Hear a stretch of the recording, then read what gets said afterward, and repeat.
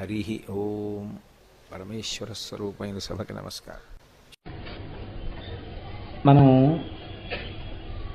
కొన్నాళ్ల పాటు ఇక్కడ శివమహాపురాణం మీద ఉపన్యాసం జరగాలి అని అనుకున్నాం కనుక కళ్యాణం జరుగుతున్నప్పటికీ మధ్యలో దాన్ని ఆపు చెయ్యడం అనేటటువంటిది ఇష్టం లేక ఒక్కసారి ఇవాళ ఈ వేదిక మీద కూర్చోవడం అంతే. రేపటి నుంచి మళ్ళీ శివమహాపురాణంలో ఉండేటటువంటి అత్యద్భుతమైనటువంటి విషయాల్ని ప్రారంభం చేస్తాను.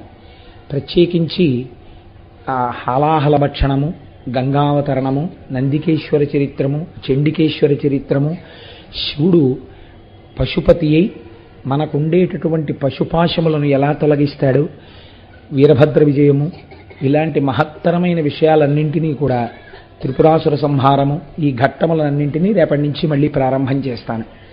ఇవాళ నేను చేయబోయేటటువంటి ప్రవచనం ఒక్కటే, మీ అందరికీ నా కృతజ్ఞతలు ఆవిష్కరించాలి. ఎందుచేత అంటే నేను మీకన్నా ఏ విధంగానూ అధికుడను కాను, కానీ మీరు నా యందు అంత గౌరవాన్ని చూపి నేను ఒక్క మాట చెప్తే మీరు అంత భక్తితో దాన్ని పాటించారు. నిన్నటి రోజున పీఠాధిపతుల్ని కలవడానికి వెళ్ళినప్పుడు చాలా సాహసంతో కూడుకున్న విషయమే చేశాను నేను యథార్థానికి. ఆ మాట వారిని అడగడానికి జంకుతూ అడిగాను. గోపాలకృష్ణ గారు పక్కన ఉన్నారు. స్వామి, కొన్ని గంటల పాటు వేదిక మీద కూర్చుని ఆర్జితం ఉన్న వాళ్ళకే కాకుండా ఆర్జితం లేని కొన్ని వేల మంది భక్తులు కూడా మా కాకినాడలో చాలా హృదయ సంస్కారం కలిగిన వారండి. అందరూ మీ చేతి అక్షతల కోసం కూర్చుంటారు, అందరికీ మీరు అక్షతలు వేయాలి స్వామి అన్నాను. అంటే స్వామి ఒకసారి చూసి సరే తప్పకుండా వేస్తానులే నాన్న అన్నారు. అని మహానుభావుడు ఇవాళ అంతసేపు ఆయన కూర్చున్నారంటే, రోజు చిన్న చితక ఉంటాయనుకోండి, అవన్నీ పెద్ద పట్టించుకోక్కర్లేదు. అంత క్రమశిక్షణతో మీ అందరూ ఉండి ఈ కార్యక్రమాన్ని మీరు జయప్రదం చెయ్యబట్టి జరిగింది. అంతేగాని అడుగడుగున కార్యకర్తల్ని పెట్టి నువ్వు పక్కకి జరుగు అని తోసి కార్యక్రమాలు ఏం చేస్తామండి? మనం అందరం చేసేది భగవంతుడికి అయినప్పుడు, మనందరం ఒక కుటుంబ సభ్యులైనప్పుడు, ఒక ఇంట్లో పెళ్లి చేస్తున్నప్పుడు ఆ ఇంట్లో వాళ్ళు అస్తమానం ఇంటి యజమాని ఇంట్లో ఉన్న వాళ్ళకి చెప్పక్కర్లేదు కదా, ఇక మన ఇంట్లో పెళ్లి అని సహకరిస్తారు. ఇవాళ నిజంగా ఆ సన్నివేశం కనపడింది. ఇన్ని వేల మంది జనం ఉన్న ఒక్క కానిస్టేబుల్ లేడు, ఎక్కడ పెద్ద విపరీతంగా ఏం బందోబస్తు ఏం లేదు, అస్తమానం అడుగడుగున కార్యకర్తలు మిమ్మల్ని ఇబ్బంది పెట్టింది లేదు. నిజంగా ఆశ్చర్యం ఏమిటంటే ఉపవాసంతో ఉండి 1 గంట వరకు మరొక్కసారి అయ్యా పలహారం వేళ అవుతోందని కానీ కాఫీ తాగాలని కానీ అడగకుండా డిఫరెంట్ ఏజ్ గ్రూప్స్ వాళ్ళు అంత భక్తితో కూర్చున్నారు. మీ భక్తి ఉత్తినే పోతుందనుకుంటున్నారా? మహానుభావుడు పీఠాధిపతులు ఒక్క మాట అన్నారు నాతోటి. నేను కోటేశ్వరరావు స్పష్టంగా చెప్తున్నాను, ఇవాళ ఈ ప్రాంగణాన్నంతటినీ సుబ్రహ్మణ్య శక్తి ఆవహించింది. గోపాలకృష్ణ గారు కూడా పొంగిపోయి స్వామికి కృతజ్ఞతలు చెప్పారు. ఇవాళ నిస్సంతువులై అమ్మాని పిలిపించుకునే అదృష్టం లేక ఇక్కడ ఉన్న వాళ్ళలో కొంతమంది తల్లులు అయి తీరుతారయా వచ్చే ఏడాదికి అని చెప్పారు. సుబ్రహ్మణ్యానుగ్రహం ప్రసరించి తీరుతుంది అని చెప్పారు. చాలు కదా, మనకొక మహానుభావుడు, తపస్వి, సర్వసంగ పరిత్యాగి, దండకమండలధారి అటువంటి వ్యక్తి ఆ మాట అనడం. అంతటి పీఠాధిపతి స్వామి, మీరు సుబ్రహ్మణ్యుడి యొక్క విభూత్యాభిషేకం మీకు నేను చెప్పి ఉన్నాను, అది ఎంత శక్తివంతమో, అందుకని విభూత్యాభిషేకం మాత్రం మళ్ళీ పీఠం నుంచి లేచి స్వామివారిని చేయమని అడిగితే ఇవాళ చంటి పిల్లాళ్ళ ఆయన లేచి విభూత్యాభిషేకం చేశారు. స్వామి, అభిషేకం మేము మొదలు పెట్టుకోమా, మీ అమృత హస్తాలతో మొదలు పెడతారా అంటే, నేను ఇంటికి ఒక్కసారి విడిదికి వెళ్ళి మళ్ళీ అనుష్ఠానం చేసుకొచ్చి నేను ప్రారంభం చేస్తాను అన్నాను. ఇవాళ మీ అందరి యొక్క క్రమశిక్షణ చూసి ఆయన పొంగిపోయి ఎంత మాట అన్నారో తెలుసా అండి? మీకు ఒక ఆశ్చర్యకరమైన విషయం చెప్తున్నా. ఈ ఉపన్యాసాలు ఎప్పుడు పూర్తి చేస్తామని అడిగారు. నేను ఏదో తేదీ చెప్పాను, ఓ చిన్న సస్పెన్స్. అందుచేత ఆ రోజు ఏం చేస్తామన్నారు? ఆంధ్రదేశంలో కని విని ఎరుగని రీతిలో కావళ్ళెత్తినట్టే మా వాళ్ళందరి యొక్క క్రమశిక్షణ అటువంటిది. ఆంధ్రదేశంలోనే కని విని ఎరుగని రీతిలో పార్వతీ కళ్యాణం చేస్తాం స్వామి. స్వామి అన్నారు, నువ్వు ఎప్పుడు చేసినా, ఎన్ని కార్యక్రమాలున్నా, ఎంత ఒత్తిడిలో ఉన్నా ఆ కార్యక్రమానికి నేను మళ్ళీ వచ్చి ఆధ్వర్యం వహిస్తాను. ఈ కాకినాడ ప్రజల పట్ల నేను అంత ఆప్యాయతని ప్రకటిస్తున్నాను. నేను అంత పొంగిపోయానయా వాళ్ళ క్రమశిక్షణ చూసి అన్నారు. ఈ కితాబు చాలదా మీ అందరూ చేసిన సహకారానికి? కాబట్టి మీ అందరి సహకారానికి ఇవాళ వ్యాసపీఠం మీద ఉన్న కారణం చేత నమస్కరించకూడదు కనుక నేను వినమ్రుడనై కృతజ్ఞతలను మీకు ఆవిష్కరిస్తున్నాను. 10 కాలములకి భగవంతుడు మనకి ఇలాంటి క్రమశిక్షణనే ఇచ్చి ఒక కుటుంబంలో జరిగినట్టు అయ్యప్ప స్వామి గుడి ప్రాంగణంలో ఒక పోలీస్ కానిస్టేబుల్ అవసరం లేకుండా, గట్టిగా 50 మంది కార్యకర్తలు లేకుండా కొన్ని వేల మందితో కార్యక్రమాలు జరుగుతాయి. అందరూ ఒక కుటుంబంలో బిడ్డల్లా కాకినాడలో అక్కడ పాల్గొంటారన్న ఈ కీర్తి చిరస్థాయి అయి ఇప్పటికే అయ్యప్ప స్వామి గుడి గురించి నాకు అంతర్జాతీయంగా ఎన్నో ఫోన్లు వస్తుంటాయి. అమెరికా నుంచి మాట్లాడుతూ ఉంటారు, ఎన్ని దేశాల నుంచో ఫోన్లు వస్తాయి నాకు. ప్రతి ఫోన్ వచ్చినప్పుడు కాకినాడలో అయ్యప్ప స్వామి గుడి గురించి ప్రస్తావన చేస్తారు. ఇవాళ ఆంధ్రదేశంలో ఎన్నో అయ్యప్ప స్వామి దేవాలయాలు ఉన్నాయి. ఇవాళ కాకినాడలో ఉన్న అయ్యప్ప స్వామి గుడి మీ అందరి భక్తి చేత అంతర్జాతీయ ఖ్యాతిని ఆర్జించింది. అన్నిటినీ మించి మహానుభావుడు 70 సంవత్సరాల వయస్సులో కూడా రాత్రనక పగలనక నిద్ర కూడా వదిలిపెట్టేసి ఆ ప్రాంగణ నిర్మాణం దగ్గర నుంచి గోపాలకృష్ణ గారు ఇలా జరగాలి అంటే మరొక విశ్వకర్మయ్యి. పొద్దున మా సత్యనారాయణ రెడ్డి గారు అన్నారు, డబ్బు పెట్టచ్చు కోటేశ్వరారు, ఇలా జరగడం అంటే చేసేవాడెవరన్నారు.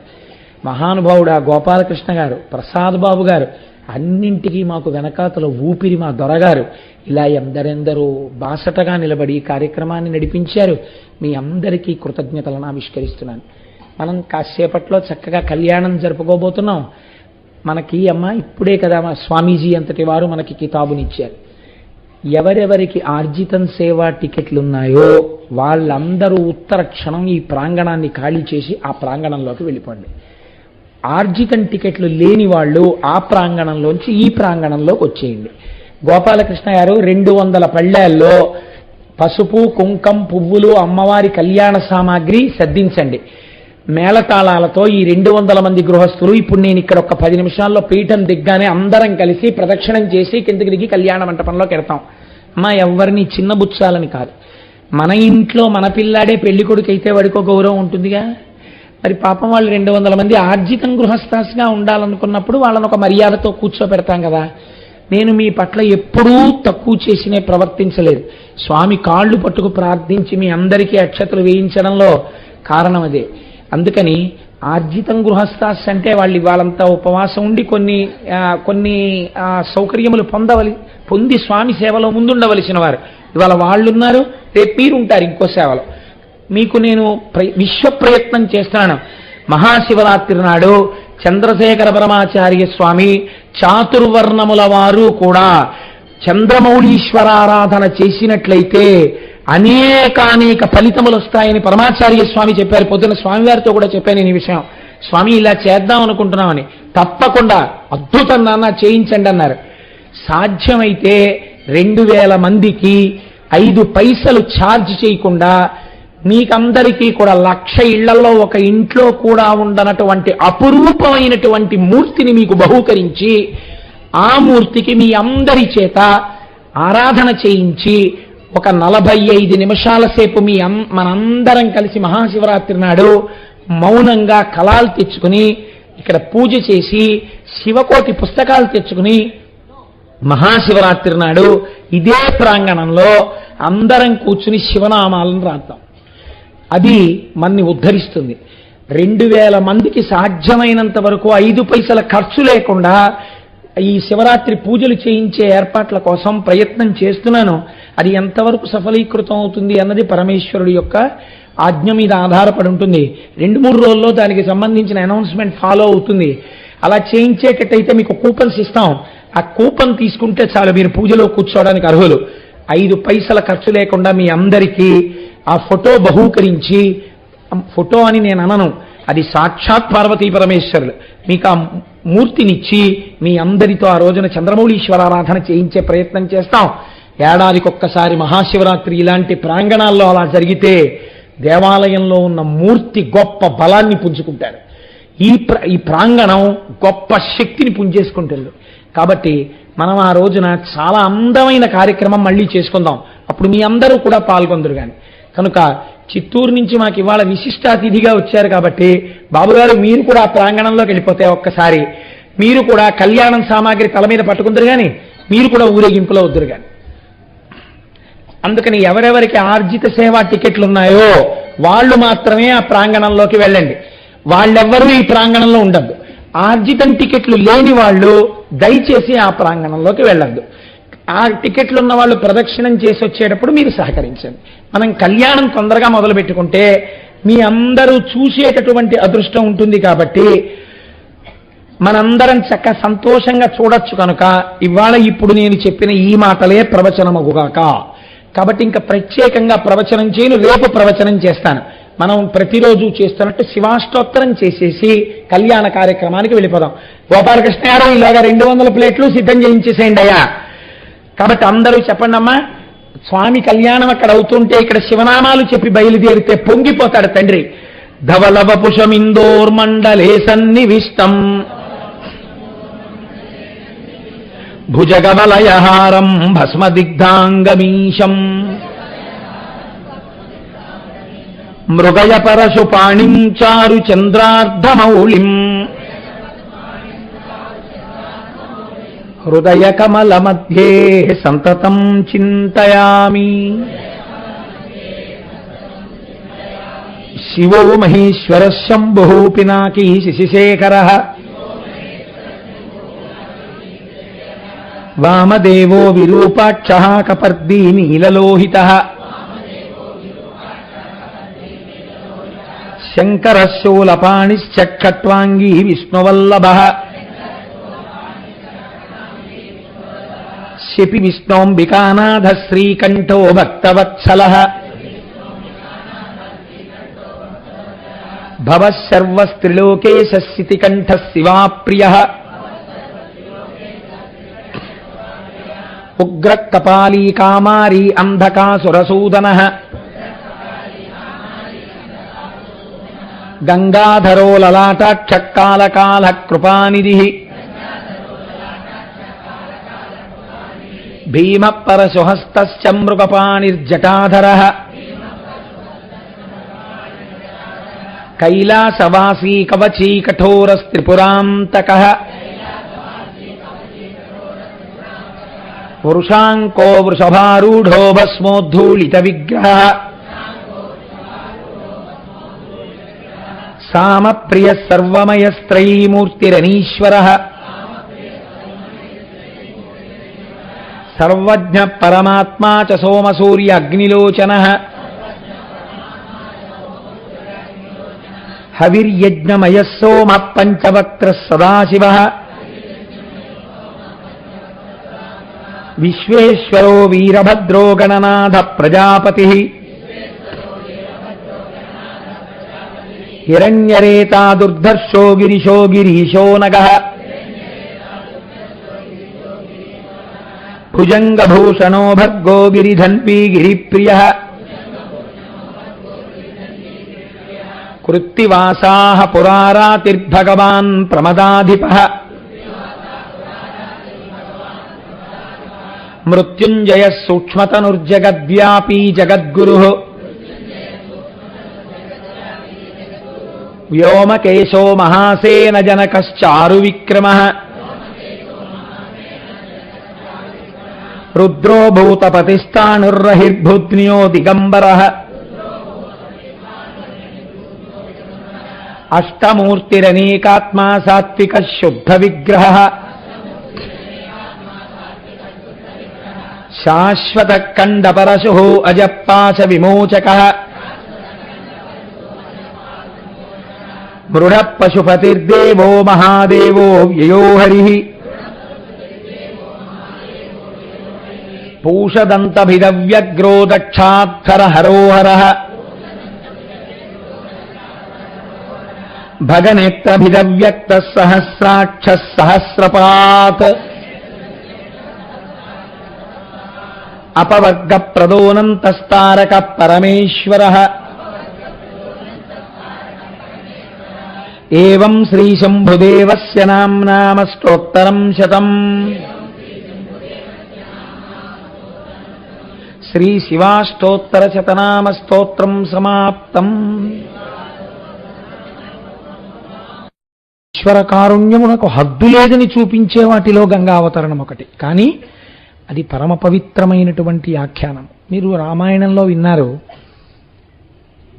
సగర చక్రవర్తి యొక్క కుమారులు ఉద్ధతితో ప్రవర్తించి కపిల మహర్షి తపస్సు చేసుకుంటున్నటువంటి ప్రదేశానికి వెళ్ళి తమ యాగాశ్వం అక్కడ కనపడింది అని, అక్కడ గుర్రం కనపడింది కాబట్టి ఆయనే దొంగ అని ఒక నిర్ణయానికి వచ్చేసి చేతికి దొరికిన కట్టెలు కర్రలు మొదలైనవి పట్టుకొని ఆయన నింద చేస్తూ ఆయన మీదకి పరిగెత్తారు. మహాపురుష సంకల్పం ఒక్కటి చాలు నాశనం చేసేయడానికి. అది చాలా భయంకరంగా ఉంటుంది. ఆ కావ్యకంఠ గణపతి ముని నాసిక్లో తపస్సు చేసుకుంటున్నటువంటి సమయంలో ఆ ఆలయపు అర్చకుడు ఆయన మీద దొంగతనాన్ని అంటకట్టాడు. అంటకట్టి ఆయన్ని కొట్టాడు. కొడితే ఆయన ఏం అనలేదు. ఆయన్ని తిట్టాడు, తిట్టరాని తిట్లు తిట్టాడు. ఆయన ఏం అనలేదు. జుట్టు పట్టుకుని ఈడ్చుకొచ్చాడు గుళ్ళోంచి బయటికి, తపస్సు చేసుకుంటున్న వారిని ఈడ్చుకొచ్చి 10 మంది మధ్యలో పారేసి కొట్టి, వీడే ఈ దొంగతనం చేశాడు, ఆలయంలో ఉన్న సొత్తు ఎత్తుకుపోయాడు నిన్న రాత్రి అని ఆయన మీద ఫిర్యాదు పెట్టాడు. ఈలోగా పోలీసులు ఆ సొత్తుని అమ్ముతున్న అసలు దొంగని పట్టుకుని తీసుకొచ్చి గుళ్ళో ఆ సామాన్ ఇచ్చేశారు. ఇంతసేపు నిగ్రహం పెట్టినటువంటి కావ్యకంఠ గణపతి ముని పూర్వం ఆయన్ని ఆ నాసిక్ పట్టణంలోనే చాలా మర్యాదతో గౌరవించినటువంటి ఒక ఉన్నత కుటుంబీకుడు వచ్చి, మిమ్మల్ని అంత కొడుతుంటే కనీసం నేను చెయ్యలేదు దొంగతనం ఎందుకనలేదు అన్నారు. అంటే ఆయన అన్నారు, ఇంత పనికిమాలిన మాటలు నన్ను అంటూ నిందారోపణ చేశాడు కనుక కొద్ది కాలములోనే ఈ నాసిక్ పట్టణమునందు గొప్ప గొప్ప ప్రకృతి వైపరీత్యములు పుట్టుగాక అని శాపవచనం విడిచిపెట్టారు. నిజంగా అలా జరిగిందండి. నాసిక్లో ఒకప్పుడు భయంకరమైనటువంటి భూకంపం వచ్చేసింది. కాబట్టి మహాత్ముల యొక్క శక్తి ఎక్కడుంటుంది అంటే వాళ్ళకి ఇంకా ధనస్సు బాణాలు ఇవన్నీ వాళ్ళకి అక్కర్లేదు. వాళ్ళ నోటి వాక్యే శక్తి. అది పిడుగు కన్నా ప్రమాదకరం. ఒక్క వాక్యాన్ని విడిచిపెట్టేశారనుకోండి అంతే, ఇంకా అలా ఉండిపోతుంది. మీకు నేను ఒక ఉదాహరణ చూపిస్తాను. జగద్గురువులై ఆర్షధర్మ ప్రతిష్టాపన చేసి వేద విరుద్ధమైన వాదనలను ఖండించి అద్వైత తత్వాన్ని బోధ చేసి మన లోకానికంతటికీ కూడా ఇంత భక్తి సామాగ్రిని పంచిపెట్టినటువంటి శంకర భగవత్పాదులు కేరళలో వాళ్ళ అమ్మగారు శరీరం విడిచినప్పుడు జరిగినటువంటి ఒక దారుణమైన సంఘటన చేత కోపమును చెంది శంకరాచార్యులు వారు కోపాన్ని పొందిన సందర్భం ఇంకోట్లేదు. తాను పుట్టినటువంటి ప్రదేశంలో, అటువంటి కేరళ రాష్ట్రంలో సనాతన ధర్మమును ప్రబోధము చేసేటటువంటి పీఠము ఉండకుండుగాక అని శాపం ఇచ్చారు. వారు పుట్టిన దేశంలో కేరళలో పీఠం లేదు, కర్ణాటకలో శారదా పీఠం ఉంది. మీరు చూడండి, మహాత్ముల మాటలు ఉత్తినేపోవు. కనుక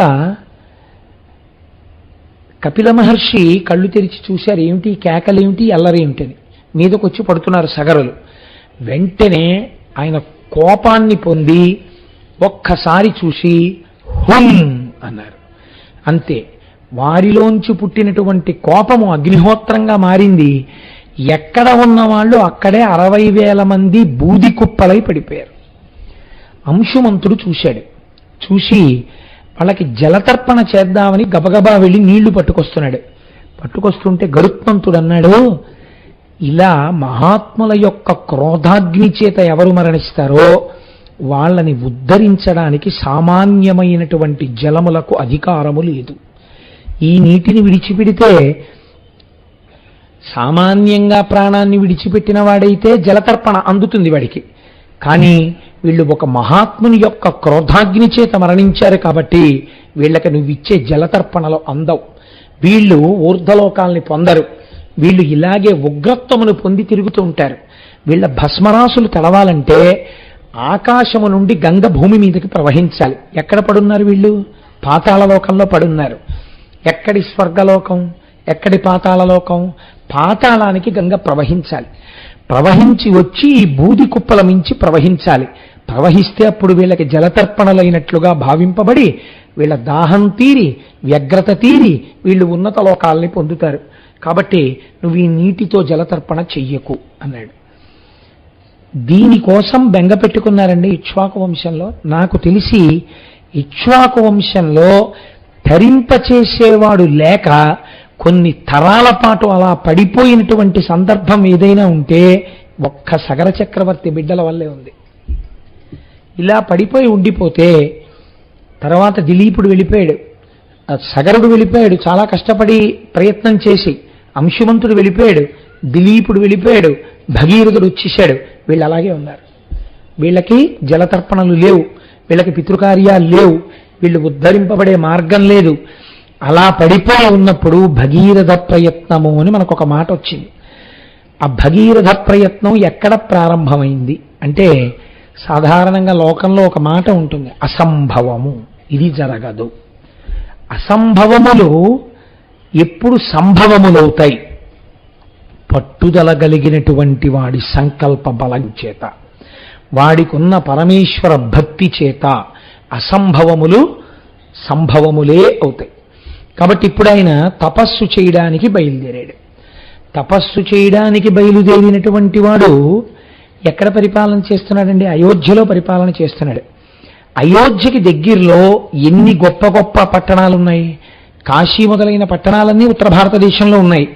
ఆయన ఆ పట్టణాల్లో తపస్సు చెయ్యలేదు. ఎక్కడ చేశాడంటే దక్షిణ భారతదేశానికి వచ్చి గోకర్ణంలో తపస్సు మొదలుపెట్టాడు. గోకర్ణంలో తపస్సు ఎందుకు చెయ్యాలి? మనకి ఒక ప్రశ్న మీరు వేసుకుని జవాబు కోసం ప్రయత్నం చెయ్యకపోతే మీకు ఎప్పటికీ దాని యొక్క వైభవం అందదు. మీరు గంగావతరణము అని చదివేటప్పుడు గోకర్ణంలో తపస్సు చేశాడు అని మీరు చదివేశారనుకోండి, నేను దోషము అని అన్నాను, కానీ గోకర్ణంలో ఎందుకు చెయ్యాలి? ఇప్పుడు నిన్నటి రోజున సుబ్రహ్మణ్యేశ్వర స్వామి వారి కళ్యాణం చేస్తే అక్కడ ఎందుకు చేశావు అంటే ఏదో ప్రాతిపదిక ఉండాలి కదండి. 400 మంది గృహస్థులు, మిగిలిన కొన్ని వేల మంది కూర్చుని చూడ్డానికి ఈ ప్రాంతం ఇరుకవుతోంది. అలా పెట్టుకుంటే బాగుంటుంది. ఏదో ఒక ఆలోచన లేకుండా ఉత్తిని అక్కడ వెయ్యరు కదా తీసుకెళ్ళి, అది దిక్కు సరిపోతుందా, అలా పెట్టచ్చా, భూశుద్ధికి ఏం చెయ్యాలి, ఇవన్నీ ఆలోచనలు ఉంటాయి, అవి అమలు చేస్తాం. అలా గోకర్ణానికే ఎందుకు వెళ్ళాలి? గోకర్ణానికి ఏమైనా ప్రత్యేకత ఉన్నదా అంటే, గోకర్ణమునకు ఒక ప్రత్యేకత ఖచ్చితముగా ఉన్నది. ఏమిటో తెలుసా అండి గోకర్ణానికి ఉన్న ప్రత్యేకత? మీరు తెలిసి చేసినా తెలియక చేసినా పాపభూయిష్టమైనటువంటి జీవితాన్ని గడుపుతున్నవాడు ఒక్కసారి శివనామోచ్చారణం చేస్తే వాణ్ణి గోకర్ణంలో పూజ చేసేటట్టుగా పుట్టిస్తారు. ఇప్పుడు మీకు ఇందులో ఏమర్థమైంది? గోకర్ణంలో పూజ చేయడం అంటే, గోకర్ణంలో శివలింగం మీద ఓ చుక్క నీళ్లు పోయడం అంటే, గోకర్ణంలో శివలింగం మీద ఒక్క మారేడుదనం వెయ్యడం అంటే, దానికి గత జన్మలలో పూర్వపుణ్య బలము ఉన్నవాడు తప్ప గోకర్ణ క్షేత్రమునకు వెళ్ళలేడు, వెళ్ళి శివలింగారాధనము చేయలేడు. ఎందుకు చేయలేడు? అలా చేస్తే అక్కడ ఏదో గొప్ప విషయం జరిగి తీరుతుంది. ఇప్పుడు దీన్ని ఎలా అనుసంధానం, దీనికి ఏమైనా ప్రమాణం ఉందా ఇలా చెప్పడానికి? ఉన్నది. ఎక్కడ ఉన్నది అంటే, పూర్వం ఒక బ్రాహ్మణ కాంత ఒక ఆవిడ ఉండేది. ఆవిడ చాలా గొప్ప తల్లి. ఆవిడ పేరు సౌమిని. ఆవిడ ఒక బ్రాహ్మణుడికి ఇచ్చి వివాహం చేశాడు తండ్రి గారు. ఇద్దరూ కలిసి సంతోషంగా జీవితం గడుపుతున్నారు. కానీ దురదృష్టవశాత్తు పెళ్ళైన కొద్ది నెలలకే భర్త విగత జీవుడయ్యాడు. ఆవిడికి వైధవ్యం సంప్రాప్తించింది. బహుసౌందర్య రాశి, విశేషించి ఆ భర్త లేడు. దీని చేత పురుషులు ఈవిడిని తమ వలలో వేసుకునే ప్రయత్నం చేశారు. అదొక దురదృష్టకరమైన సంఘటన. నేను దాని గురించి పెద్ద విశేషంగా విపులీకరించక్కర్లేదు. అందులో ఆవిడ ఒక్కరి దోషమే ఉందని నేను అనుకోను. ఖచ్చితంగా ప్రపంచం కూడా అలా ఉంటుంది. కాబట్టి ఈవిడ ఒక బలహీనమైన క్షణంలో ఒకరికి వశురాలైంది. వశురాలైతే ఆనాడు ఉన్నటువంటి కట్టుదిట్టమైన ఆచారముల చేత బ్రాహ్మణ కులంలో పుట్టి కూడా ఇటువంటి పని చేసింది. కాబట్టి అసలు జ్ఞాతులందరూ విడిచిపెట్టారు. అది విచిత్రం. జ్ఞాతులంటే ఇంటి పేరు ఉండి ఆ గోత్రం ఉన్న వాళ్ళెవ్వరూ కూడా ఈమెని అక్క చెల్లెలుగా ఇంటికి రానివ్వమని వదిలిపెట్టేశారు. ఎప్పుడైతే వదిలిపెట్టేశారో ఈవిడ సమాజమునందు చాలా సంస్కారమునందు చాలా వెలితిగా ఉండేటటువంటి ఒక వ్యవస్థలో జన్మించినటువంటి వ్యక్తితో జీవనాన్ని గడపడానికి అలవాటు పడింది. అటువంటి అలవాటు పడి ఉండడం చేత ఆయనకి సంతానాన్ని కంది. కానీ ప్రతిరోజు ఆవిడ కళ్ళు సేవించేది. ఆవిడ బ్రాహ్మణ కాంత. ఆవిడకి ప్రతిరోజు మాంసం ఉండాలి, మాంసము తిని జీవించాలి. మీరు నన్ను క్షమిస్తే ఒక మాట నేను చెప్తాను సభాముఖంగా, నాకేం భయం లేదు ఇలాంటివి చెప్పడానికి. చెడిపోయిన బ్రాహ్మణుడు ప్రవర్తించేంత వ్యగ్రంగా ఎవరూ ప్రవర్తించలేరండి. నేను ఎన్నో చూశాను సమాజంలో సంఘటనలు. అసలు నిజంగా అలా ఉండడానికి సహజమండే అని మీరు అనుకునే వాళ్ళకన్నా దారుణంగా ఉంటాడు భ్రష్టుడైన బ్రాహ్మణుడు సమాజంలో. ఆ భ్రష్టత్వం వైపుకు వెళ్ళకూడదు. కాబట్టి ఏమైంది, ఇప్పుడు ఆవిడ కళ్ళు తాగుతోంది, ఆవిడ మాంసం తింటోంది. ఒక్కసారి లోపలకి ఆ బుద్ధి ప్రవేశిస్తే హీనత్వం ఎక్కడికైనా వెళ్ళిపోతుంది. ఒకనాడు భర్త అని అనడం కుదరదేమో, ఉన్నటువంటి స్థితి రీత్యా ఆయన ఎక్కడికో వెళ్ళాడు పని మీద. ఈవిడికి ఒక రాత్రి వేళ మాంసాహారాన్ని తినాలని కోరిక పుట్టింది. ఎంతటి వ్యగ్రతతో కూడినటువంటి జీవిగా ఈవిడ మారిపోయిందంటే, వెంటనే ఆవిడ చూరులోంచి ఒక పట్టా కత్తిని తీసింది. పెరట్లోకి పశువులు కట్టబడేటటువంటి ప్రదేశానికి ఒక దీపం పట్టుకుని వెళ్ళింది. వెళ్ళి అక్కడ ఉండేటటువంటి మేకలలో ఒక మేకని నరికేసి తెచ్చి వండుకు తినేస్తుంది ఆవిడ. ఇప్పుడు ఆవిడ అటువంటి స్థితికి వెళ్ళిపోయింది ఆవిడ జీవనం. వెళ్ళిపోయి ఆవిడ కత్తి పట్టుకుని వెళ్ళి చాలా కళ్ళు తాగి ఉంది, అపభ్రంశమైన మనస్సుతో ఉంది. ఆ వ్యగ్రతలో ఆవిడకి సరిగ్గా ప్రాణుల యొక్క గుర్తింపు కలగలేదు. చేతిలో ఉన్న దీపం కొట్టుమిట్టాడుతోంది. నల్లని మేక అనుకుని ఒక నల్లని ఆవు దూడని నరికేసింది. నరికేసి ఆ ఆవు దూడని ఇంట్లోకి తీసుకొచ్చింది. చచ్చిపోయిన ఆవు దూడని నెత్తురు కారుతుండగా తెచ్చి ఆ కత్తితో తోలు తీసేసి మాంసాన్ని పచనం చేసుకోవడానికని దీపం దగ్గర పెట్టుకుంది. దగ్గర పట్టుకున్న తర్వాత చూస్తే ముఖం వంక చూసింది ఆవు దూడ. అప్రయత్నంగా ఆవిడ నోటి వెంట ఒక మాట వచ్చింది, శివ శివ అంది. అంతే. అంటే ఎక్కడో సంస్కార బలం దాగి ఉంది. ఒకప్పటి సంస్కారం ఒక్కసారి పైకి లేచింది. అబ్బబ్బబ్బా, ఆవు దూడని చంపేశాను అనుకుంది. శివ శివ అంది. అంతే. కానీ ఆవిడ వెనకంజ వేయలేదు. కళ్ళు తాగి ఉంది, ఉత్తరక్షణం పోయింది ఆ సంస్కారం. కొన్ని పదార్థాలను అందుకే సేవించవద్దని చెప్తారు. ఒక కొత్త సంస్కారం ప్రారంభమవుతుంది మనిషిలోంచి, వ్యగ్రతతో కూడిన సంస్కారం. దాన్ని మీరు స్థిరపరచుకోకూడదు. ఈశ్వరుడు మీకు ఇచ్చిన దాంతో ఉన్నతి వైపుకి వెళ్ళాలి, కానీ పతనావస్థ వైపు వెళ్ళే పదార్థం తీసుకోవడం ఏమిటండి, పాడు చేసుకోవడం ఏమిటి? కాబట్టి ఒక స్త్రీ హద్దులు దాటిపోయింది. ఇందులో మీకు ఎన్నో విషయాలు తెలుస్తాయి. ఏ విషయంలో తప్పు జరిగితే భ్రష్టత్వం ఎంత దూరం ఎడుతుందో కూడా తెలుస్తుంది.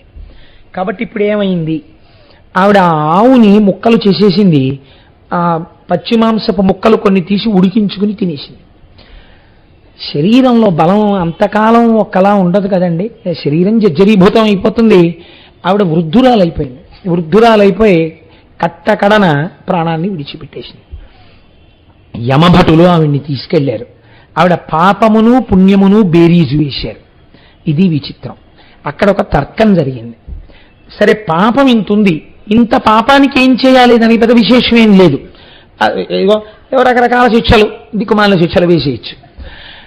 దీనికి ఏం చెయ్యాలి, శివశివ అన్న మాటకి ఏమైనా చెయ్యొచ్చా?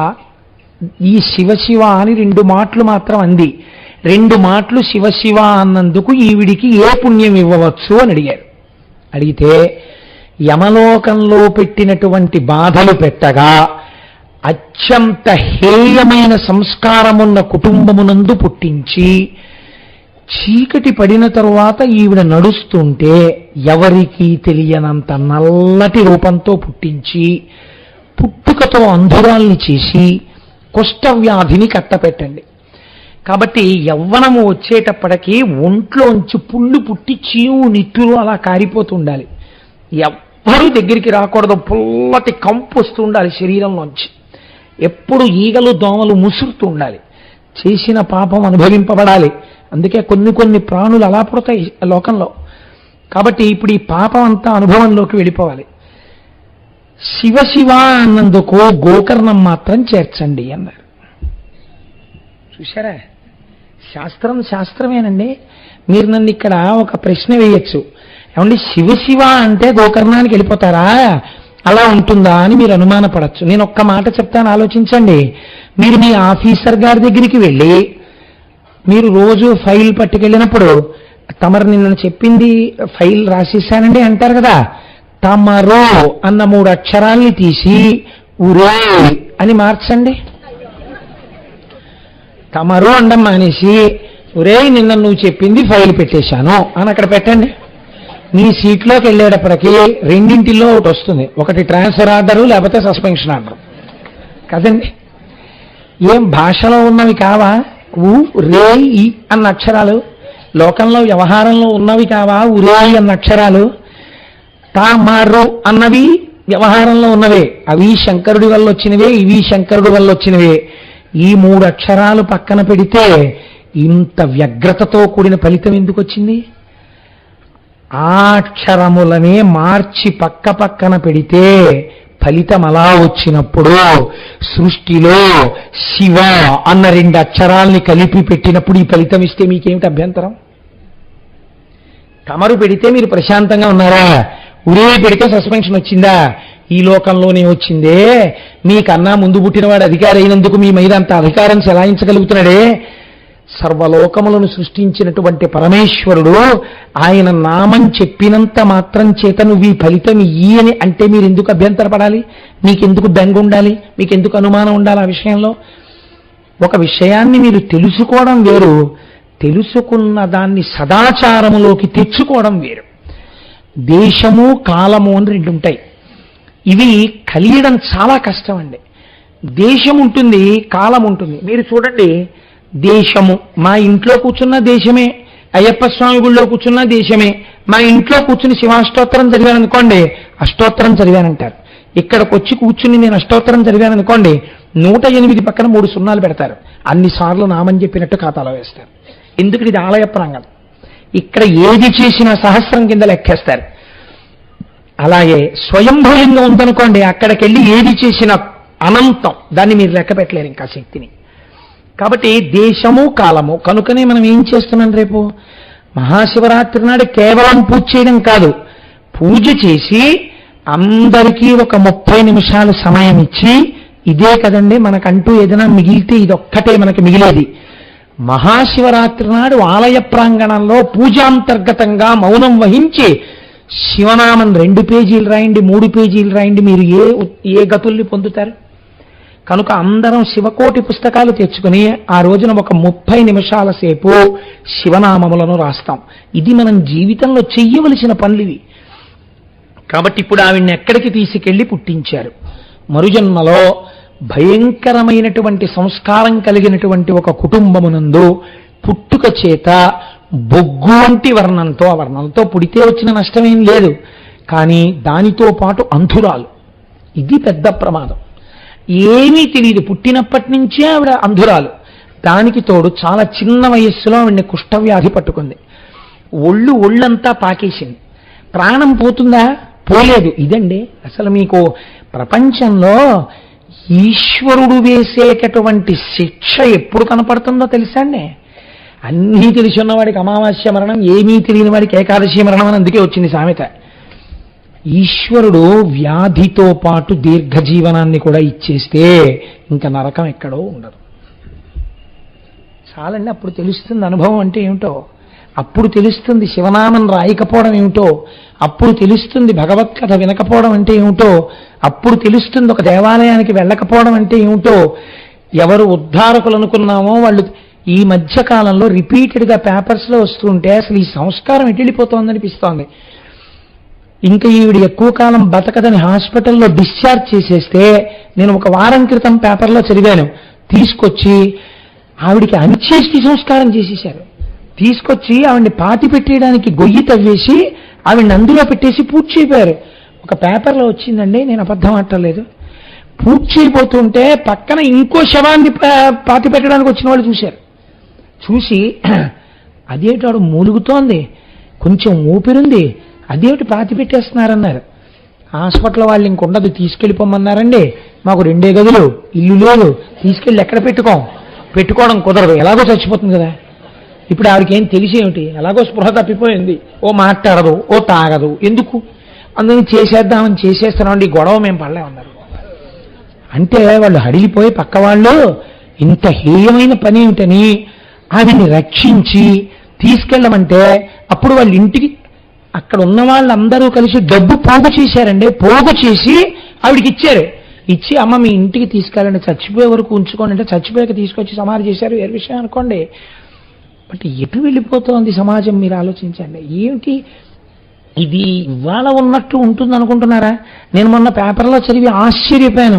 ఈ తూర్పుగోదావరి జిల్లాలో కచేరీలు చేస్తే ఒక మహాతల్లి వెంట సంగీత విద్వాంసులు పరిగెడుతుండేవారట. ఎన్ని సభలలో ఆవిడ సన్మానాలు పొందారో అట. మంత్రులు, ఐఏఎస్లు, ఐపీఎస్లు ఆవిడ కచేరీలు పెట్టించేవారట. అంత సంపన్నురాలు, అంతటి సంగీత విదుషీమని, ఎంఏ ఇంగ్లీష్ చదువుకున్నారట. ఆవిడ ఇవాల్టి రోజున హైదరాబాద్లో, నేను ఆ వెన్యూ మర్చిపోయాను, మీకు గుర్తుందమ్మా, చిక్కడపల్లిలో ఆవిడ ఒక రాత్రి వేళ తన పవిట కొంగు పరుచుకుని ఆవిడ పడుకుని ముష్టెత్తుకుని జీవిస్తోందట. ఆవిడ ఒక పెట్టుకుని ప్రెస్ వాళ్ళు ఇంటర్వ్యూ చేశారు ఆవిడ్ని, తెలుసా అండి? ఫారిన్ బేస్డ్ అసోసియేషన్స్ ఆవిడకి ఆశ్రయం ఇచ్చాయి. ఇవాళ పురాణాలు ఉత్తినే వచ్చాయని మీరు అనుకోకండి. పురాణ కథలు ఉత్తినే రాలేదు. మిమ్మల్ని వెనకనున్నవన్నీ మీ సొమ్ముని చూసి ఉన్నవి. మీతో ఉండేది ఈశ్వరుడు ఒక్కడే. వాడొక్కడే మీకు రక్షకుడు. ఎవ్వరూ రక్షించలేని బలహీనమైన క్షణంలో మీకు రక్షణ ప్రసరిస్తే వాడి వల్లే. నేను పరమ ధైర్యంతో పునఃపునః నాకు ఈశ్వరుడిచ్చిన అనుభవంతో నేను మీకు ఈ మాట చెప్తున్నాను. బాగా జ్ఞాపకం పెట్టుకున్నాను. కాబట్టి ఈశ్వరుడు యందు భక్తితో ఉండి తీరవలే. తెలిసి తెలియక చేసిన పాపకర్మని ధ్వంసం చేసుకునే ప్రయత్నం చేస్తూ ఉండాలి. కాబట్టి ఇప్పుడు ఆవిడ్ని ఎక్కడికి వెళ్ళే అవకాశం ఇచ్చారు? ఆ రెండు మాటలు ఆవిడ అని ఉండి ఉండకపోతే ఎక్కడికి వెళ్ళిపోయేదో చూడండి ఆ జన్మ. ఇప్పుడు శివ శివ అని ఆవుదూడని చంపింది. ఇప్పుడు ఆవిడ్ని గోకర్ణం వెళ్ళే ఏర్పాటు ఇచ్చారు. ఎలా పెడుతుంది గోకర్ణం? అందరూ వదిలిపెట్టేశారు. అసలే అంధురాలు, కుష్ఠరోగి, వదిలిపెట్టేస్తే ఆవిడ అలా నిలబడితే ముష్టి వేయడానికి దగ్గరికి వెళ్ళడానికి భయపడేవారు. ఒళ్ళంతా పుళ్ళు, చీము, నెత్తురు, పురుగులు కారుతూ ఉండేవి ఒంట్లోంచి. ఒకసారి వ్యాధి సంక్రమించాక పాప ఫలితంగా పాపం చేసేయడం తేలికండే. అనుభవంలోకి వ్యాధి రూపంగానో ఇంకో రూపంగానో వచ్చాక ఎవడు పంచుకునేవాడు? ఎవడో పంచుకోడు. ఎవడు చేశాడో వాడు అనుభవించవలసిందే. కాబట్టి ఏమైంది? ఇప్పుడు ఆవిడ ఏడుస్తూ ఎవరైనా అన్నం పెట్టేవాళ్ళు ఉన్నారా అని ఏడుస్తోంది. ఆ సమయంలో మహాశివరాత్రి నాడు గోకర్ణ క్షేత్రాన్ని చేరుకుని పూజ చేసుకోవాలని పాదయాత్రగా వెళ్ళిపోతున్నారు కొంతమంది. మేము మొన్న దక్షారామం వెళ్ళిపోయినట్టు. నాకు ఆ పాదయాత్రలు అంటే అదో సంతోషం. పూర్వం ఒక్కడనే వెళ్ళిపోయేవాడిని, ఈ మధ్య చాలా మందితో కలిసి వెళ్తున్నాను, అంతే తేడా.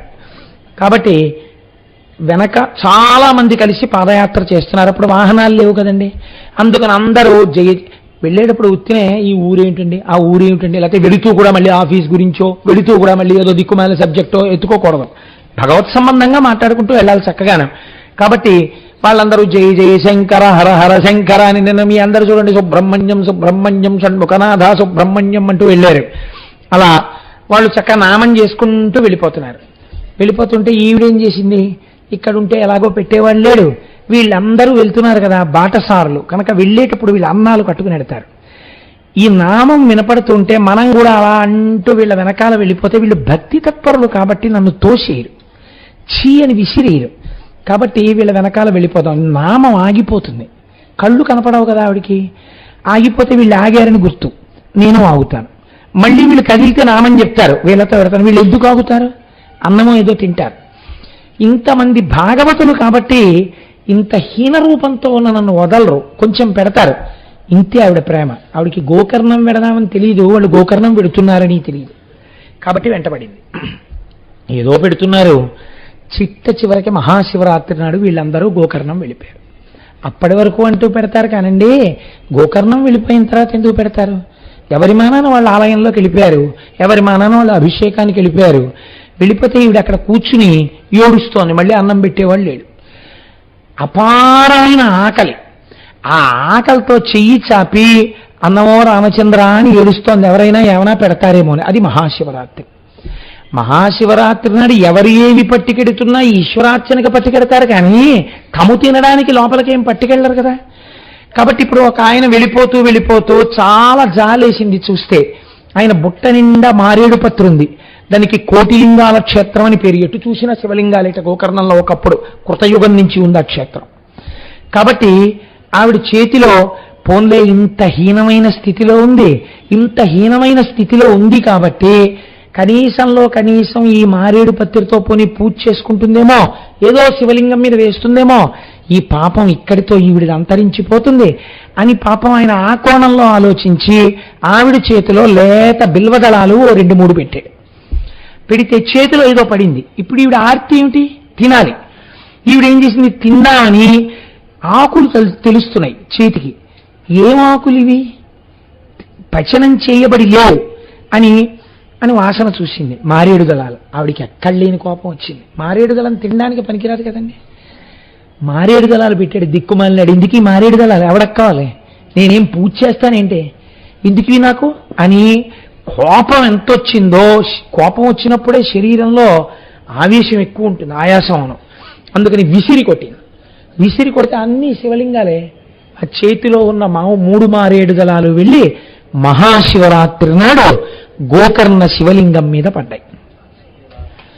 తెలిసి విసిరిందా తెలియక విసిరిందా ఈశ్వరుడికి అనవసరం. పడ్డాయా లేదా మహాశివరాత్రి నాడు? కడుపుకి ఏమైనా తిందా? తినలేదు. కళ్ళుండొచ్చిందా? కళ్ళు లేక వచ్చింది. అన్నం కోసం వచ్చిందా? ఎందుకు వచ్చింది? ఈశ్వరుడికి అనవసరం. చేరింది, తన క్షేత్రం చేరింది. వచ్చింది మహాశివరాత్రి నాడే అన్నం లేకుండా ఉండిపోయింది. మారేడు దళాలని కోపంతో విసిరిందా? ఇంకోలా విసిరిందా? తన మీదకి మారేడు దళాలు వేసింది. ఆ రాత్రంతా ఏడ్చింది. ఎవ్వరూ దగ్గరికి వెళ్ళలేదు. మరునాడు ఉదయం ఇక్కడేం దొరకట్లేదని తడువుకుంటూ వెళ్ళబోతూ ప్రాణాలు నిలబడక ఆ రోజు రాత్రంతా ఆహారం కోసమని చెప్పి అరుస్తూ జాగరణ చేసి ఆ 3 మారేడు దళాలు వేసిన తర్వాత నీటి చుక్క ముట్టుకోకుండా ఆ గుడి ప్రాంగణమును దాటుతూ అక్కడే పడి శరీరాన్ని వదిలిపెట్టేసింది. ఆవిడికి ఈశ్వరుడు మోక్షం ఇచ్చేశాడు. ఎందుకు ఇచ్చేశాడు అంటే, గోకర్ణ క్షేత్రమునందు పూజ అంత గొప్పది. ఒక్కొక్క క్షేత్రమునందు ఒక్కొక్క పూజ ఉంటుందండి. ఎందుకని అంటే, గోకర్ణమునందున్నటువంటి ఈశ్వరుడి పేరు మహాబలేశ్వరుడు. మహాబలం అంటే ఏమిటండి? బలం అంటే సాధారణంగా శరీరానికి ఉన్న బలాన్ని బలం అంటాం. చాలా బలవంతుడండి అంటాం. ఆయనదేం బలం? మహాబలం. ఎటువంటి మహాబలం? ఆయన చాలా బలవంతుడు అనుకోండి, మీరు పని చేయలేరు. ఆయన ఏదైనా పని చేశారనుకోండి, మీరు వెళ్ళి ఆయన అడిగారనుకోండి, ఏంటండి అలా చేశారు అని, లాగి లంపగా కొడతాడు. నీకు ఎందుకు అంటాడు. కాబట్టి మహాబలం వాడి దగ్గరికి వెళ్ళి మీరు ఇలా ఎందుకు చేశారని మీరు అడగలేరు కదండి. అసలు ముందు చాలా బలవంతుడు అనేటప్పటికీ రాక్షసుల దగ్గరికి ఎవడో ఎందుకు వెళ్ళలేదు, దేవతలు కూడా ఎందుకు ఊడిగం చేశారు ఆ బలం చూసే. ఈయనెవరు? మహాబలేశ్వరుడు. మహాబలమున్నటువంటి ఈశ్వరుడు, జగన్నియామకుడు. కాబట్టి ఇప్పుడు ఆయన ఏం చేస్తాడు? శివనామము చెప్పిన వాళ్ళని గోకర్ణం తీసుకెడతాడు. ఇప్పుడు గోకర్ణం తీసుకెళ్ళి గోకర్ణంలో పూజ చేస్తే అది తెలిసి చేశావా, తెలియక చేశావా, కోపంతో చేశావా, వ్యగ్రతతో చేశావా, హాస్యానికి చేశావా అనవసరం. చేసిన పూజని అడ్డుపెట్టి తను ఏదైనా ఇచ్చేస్తాడు. అలా ఇవ్వడంలో ఆయనని మీరు ఇలా ఈ మాత్రం దానికి ఎందుకు ఇచ్చావని మీరు అడగలేరు. ఎందుకు అడగలేరు? ఆయన సర్వజగన్నియామకుడు. అంత మంగళప్రదమైన క్షేత్రము గోకర్ణము. చంద్రశేఖర పరమాచార్య స్వామి వారి జీవితంలో నేను ఒకసారి చదివి ఆశ్చర్యపోయా. 104 జ్వరం వస్తే చంద్రశేఖర పరమాచార్య స్వామి వారు తలస్నానం చేసి పంచాక్షరి చేసుకుంటూ కూర్చునేవారు.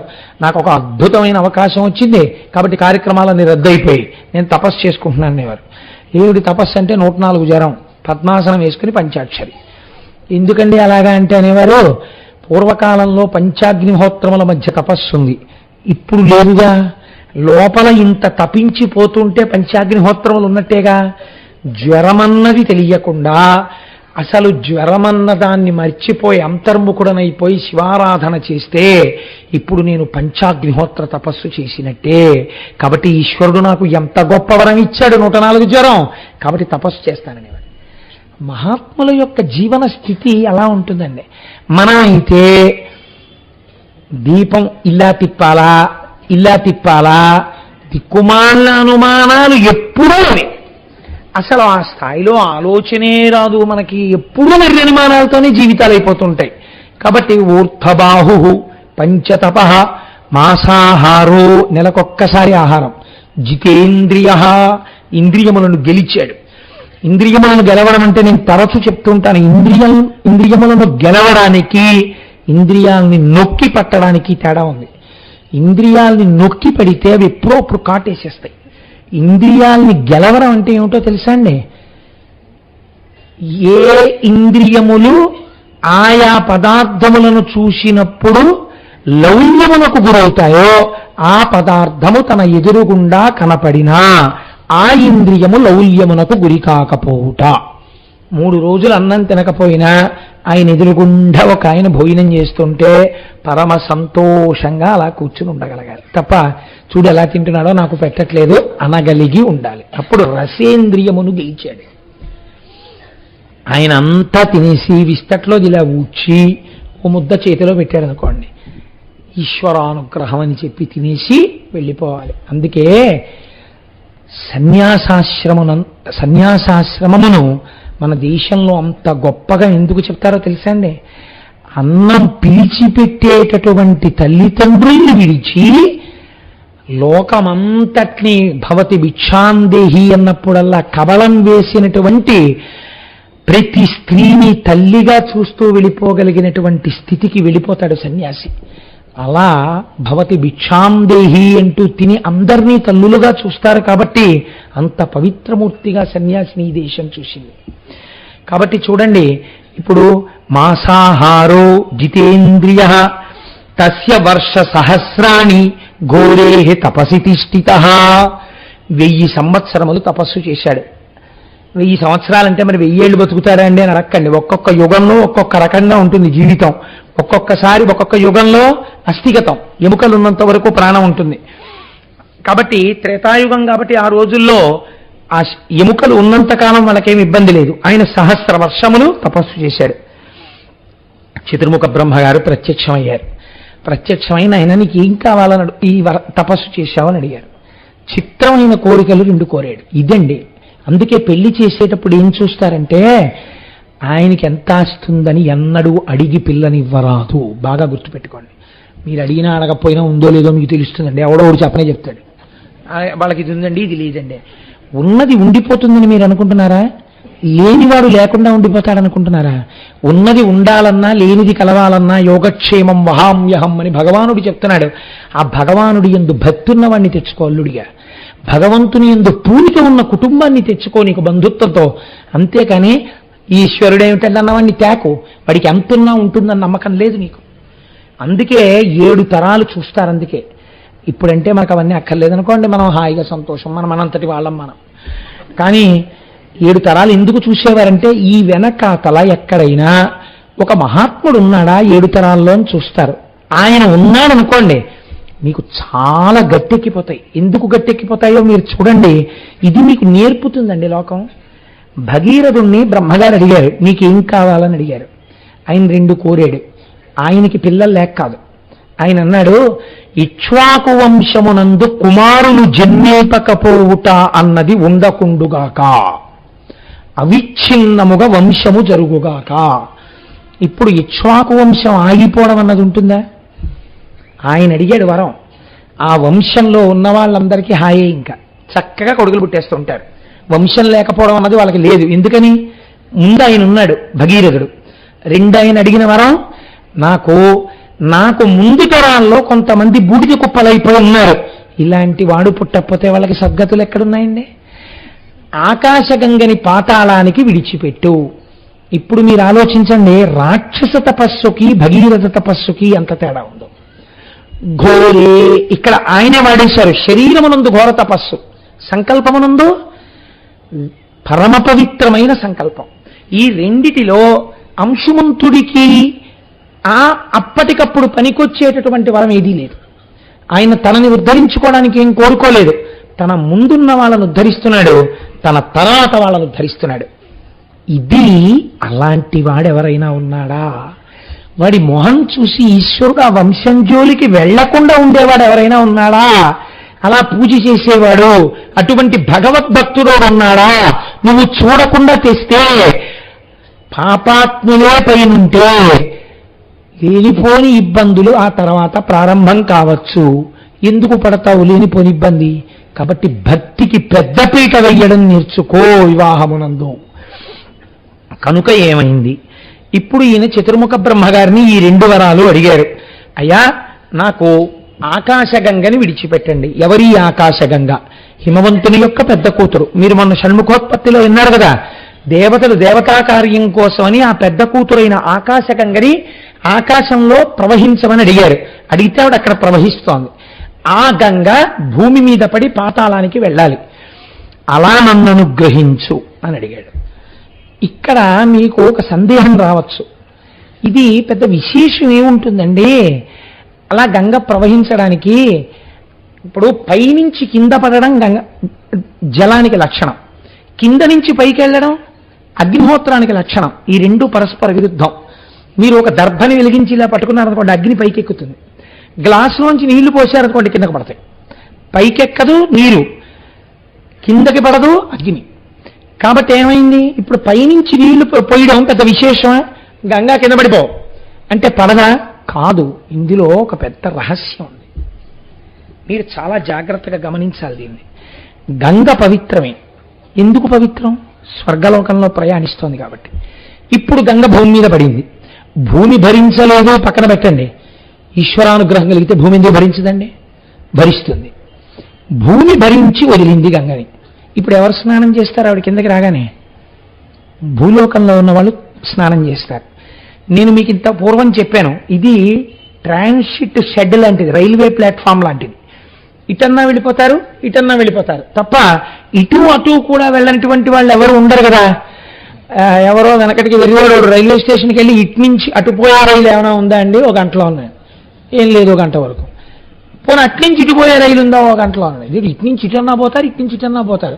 ఇటు పోయేందుకు 1 గంటలో రైలు లేదా, ఇటు లేదా అన్నాడు. అంటే ఇటు లేదు అటు లేదు, అదేమిటి ఎటెడతావు నువ్వు అన్నాడు. ఎటు వెళ్ళని పట్టాలు దాడుతాను అన్నాడు. అటు అతి జాగ్రత్త. అలా భూలోకంలో ఉన్నటువంటి వాళ్ళు పుణ్యం చేసుకుని పైకన్నా వెళ్ళిపోవాలి, పాపం చేసుకుని కిందకన్నా వెళ్ళిపోవాలి పాతాళానికి.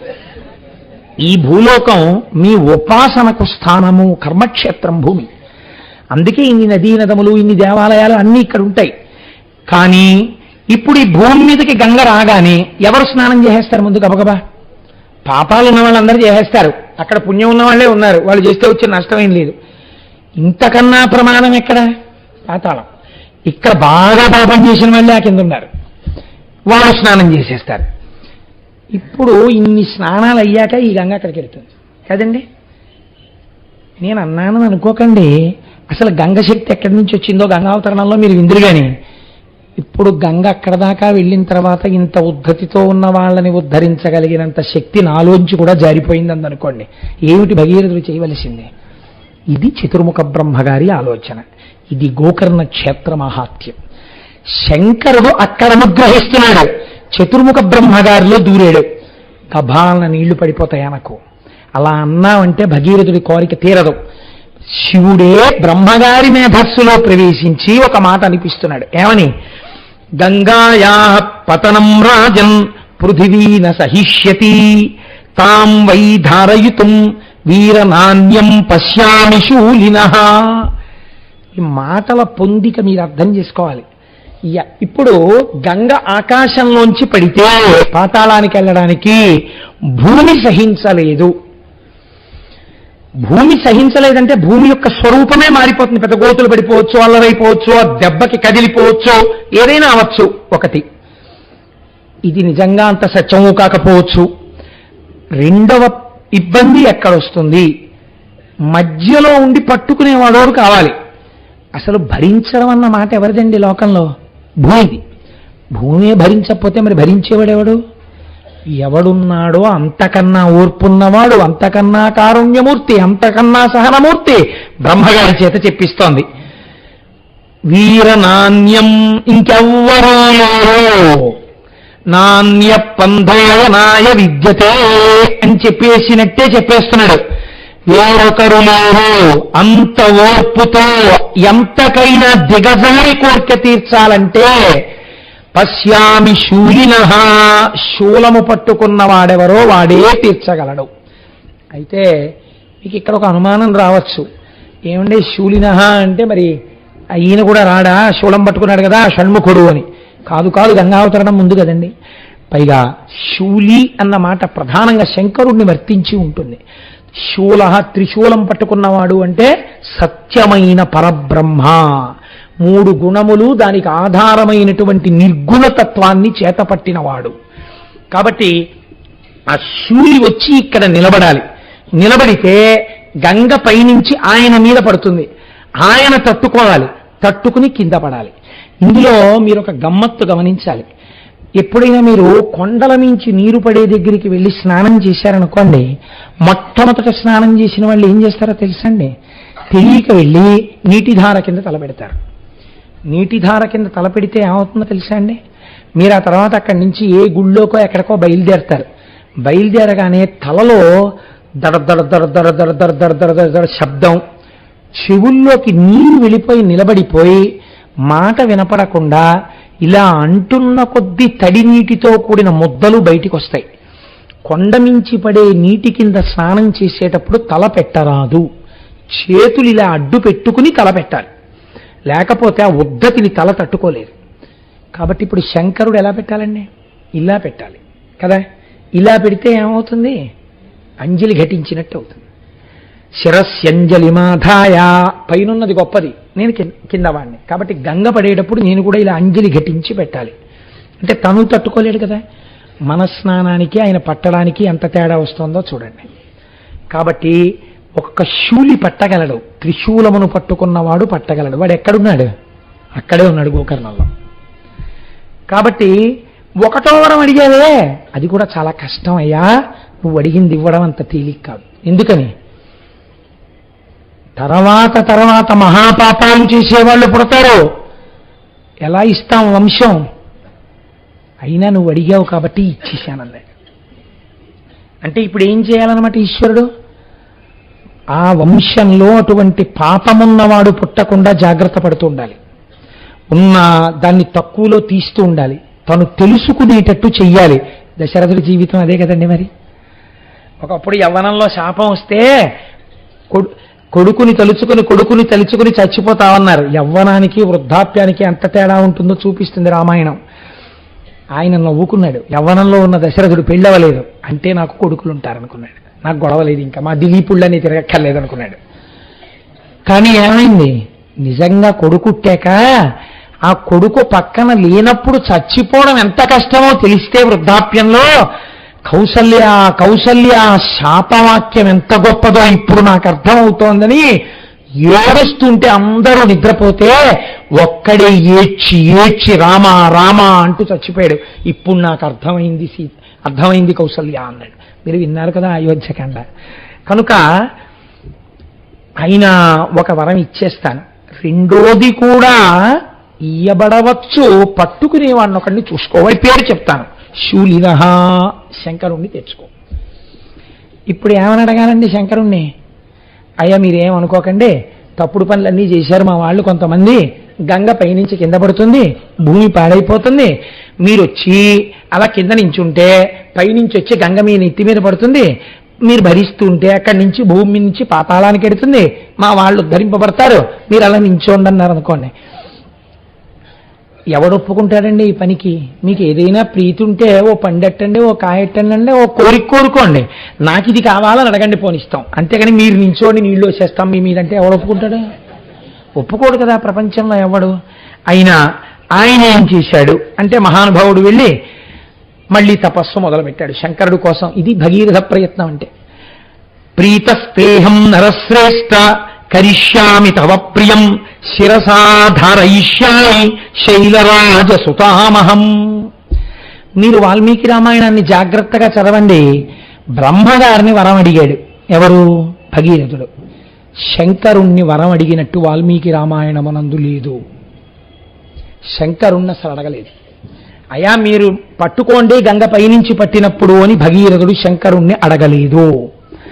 అడగకుండా ప్రత్యక్షం అవుతూనే శంకరుడు అన్నాడు, ప్రీతస్తేహం నరశ్రేష్ఠ, నువ్వు చేసిన తపస్సుకి చాలా ప్రీతి పొందాను. అడగడానికి మొహమాట పడతాడేమో, ఒకటికొకటి అడుగుతాడేమో, ఇంత చేసిన తపస్సు పాడవుతుంది. ఇది గోకర్ణం. మహాబలేశ్వరుడు అడగకుండా అడగవలసింది ఇచ్చేస్తున్నాడు. ప్రీతస్తే, ఇవన్నీ వింటుంటే గోకర్ణం వెళ్ళాలనిపించట్లేదండి ఒకసారి. ప్రీతస్తేహం నరశ్రేష్ఠ కరిష్యామి తమాప్రియం, నీకు ప్రియమైనది చేసేస్తాను. ఏమిటది? మళ్ళీ అలా అంటే ఏమిటి చేస్తానంటున్నాడో, నేను అనుకుంటున్నాడో అనుకోవట్లేదో అని నువ్వేమీ అనుకోక్కర్లేదు. శిరసా ధరయిష్యామి, తలంతా పడతాను. సత్యం చెప్పేస్తున్నాడండి. కడుపు నిండా తింటాను అన్నట్టు జరగబోయేది చెప్పేస్తున్నాడు. త్రికాలజ్ఞుడు, ఆయనకి తెలియందే ఉంటుందండి. తల నిండా పడతాను. శిరసా, తల నిండా పడతా. గంగ అలాగే అడిగింది, తల నిండా అలాగే పట్టాడు.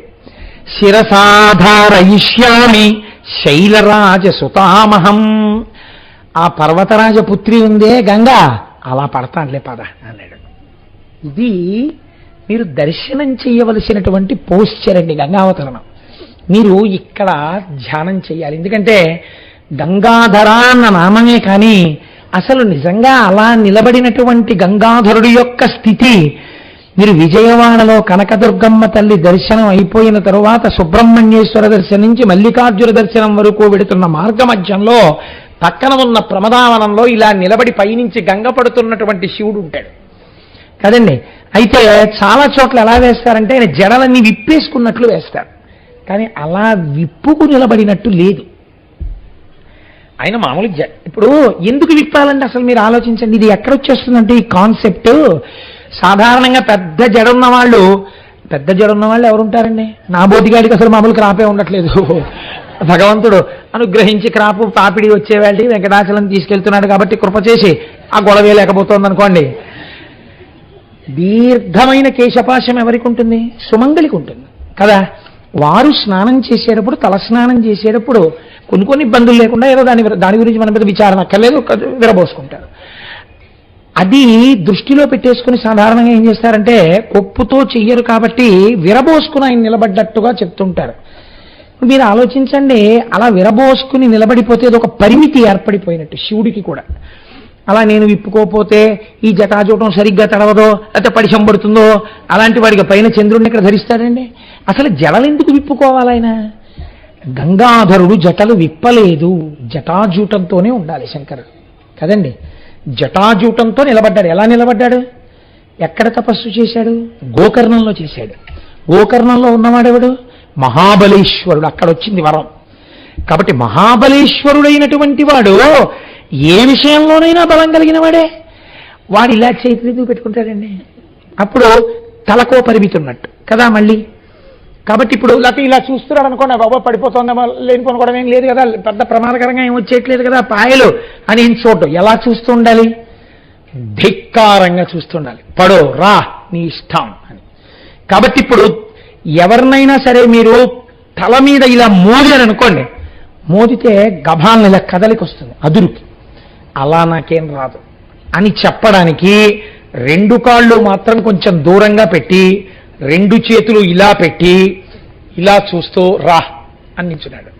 పాండురంగడు సాత్వికంగా నించుంటాడు, ఇక్కడ మహాబలేశ్వరుడుగానే నించున్నాడు.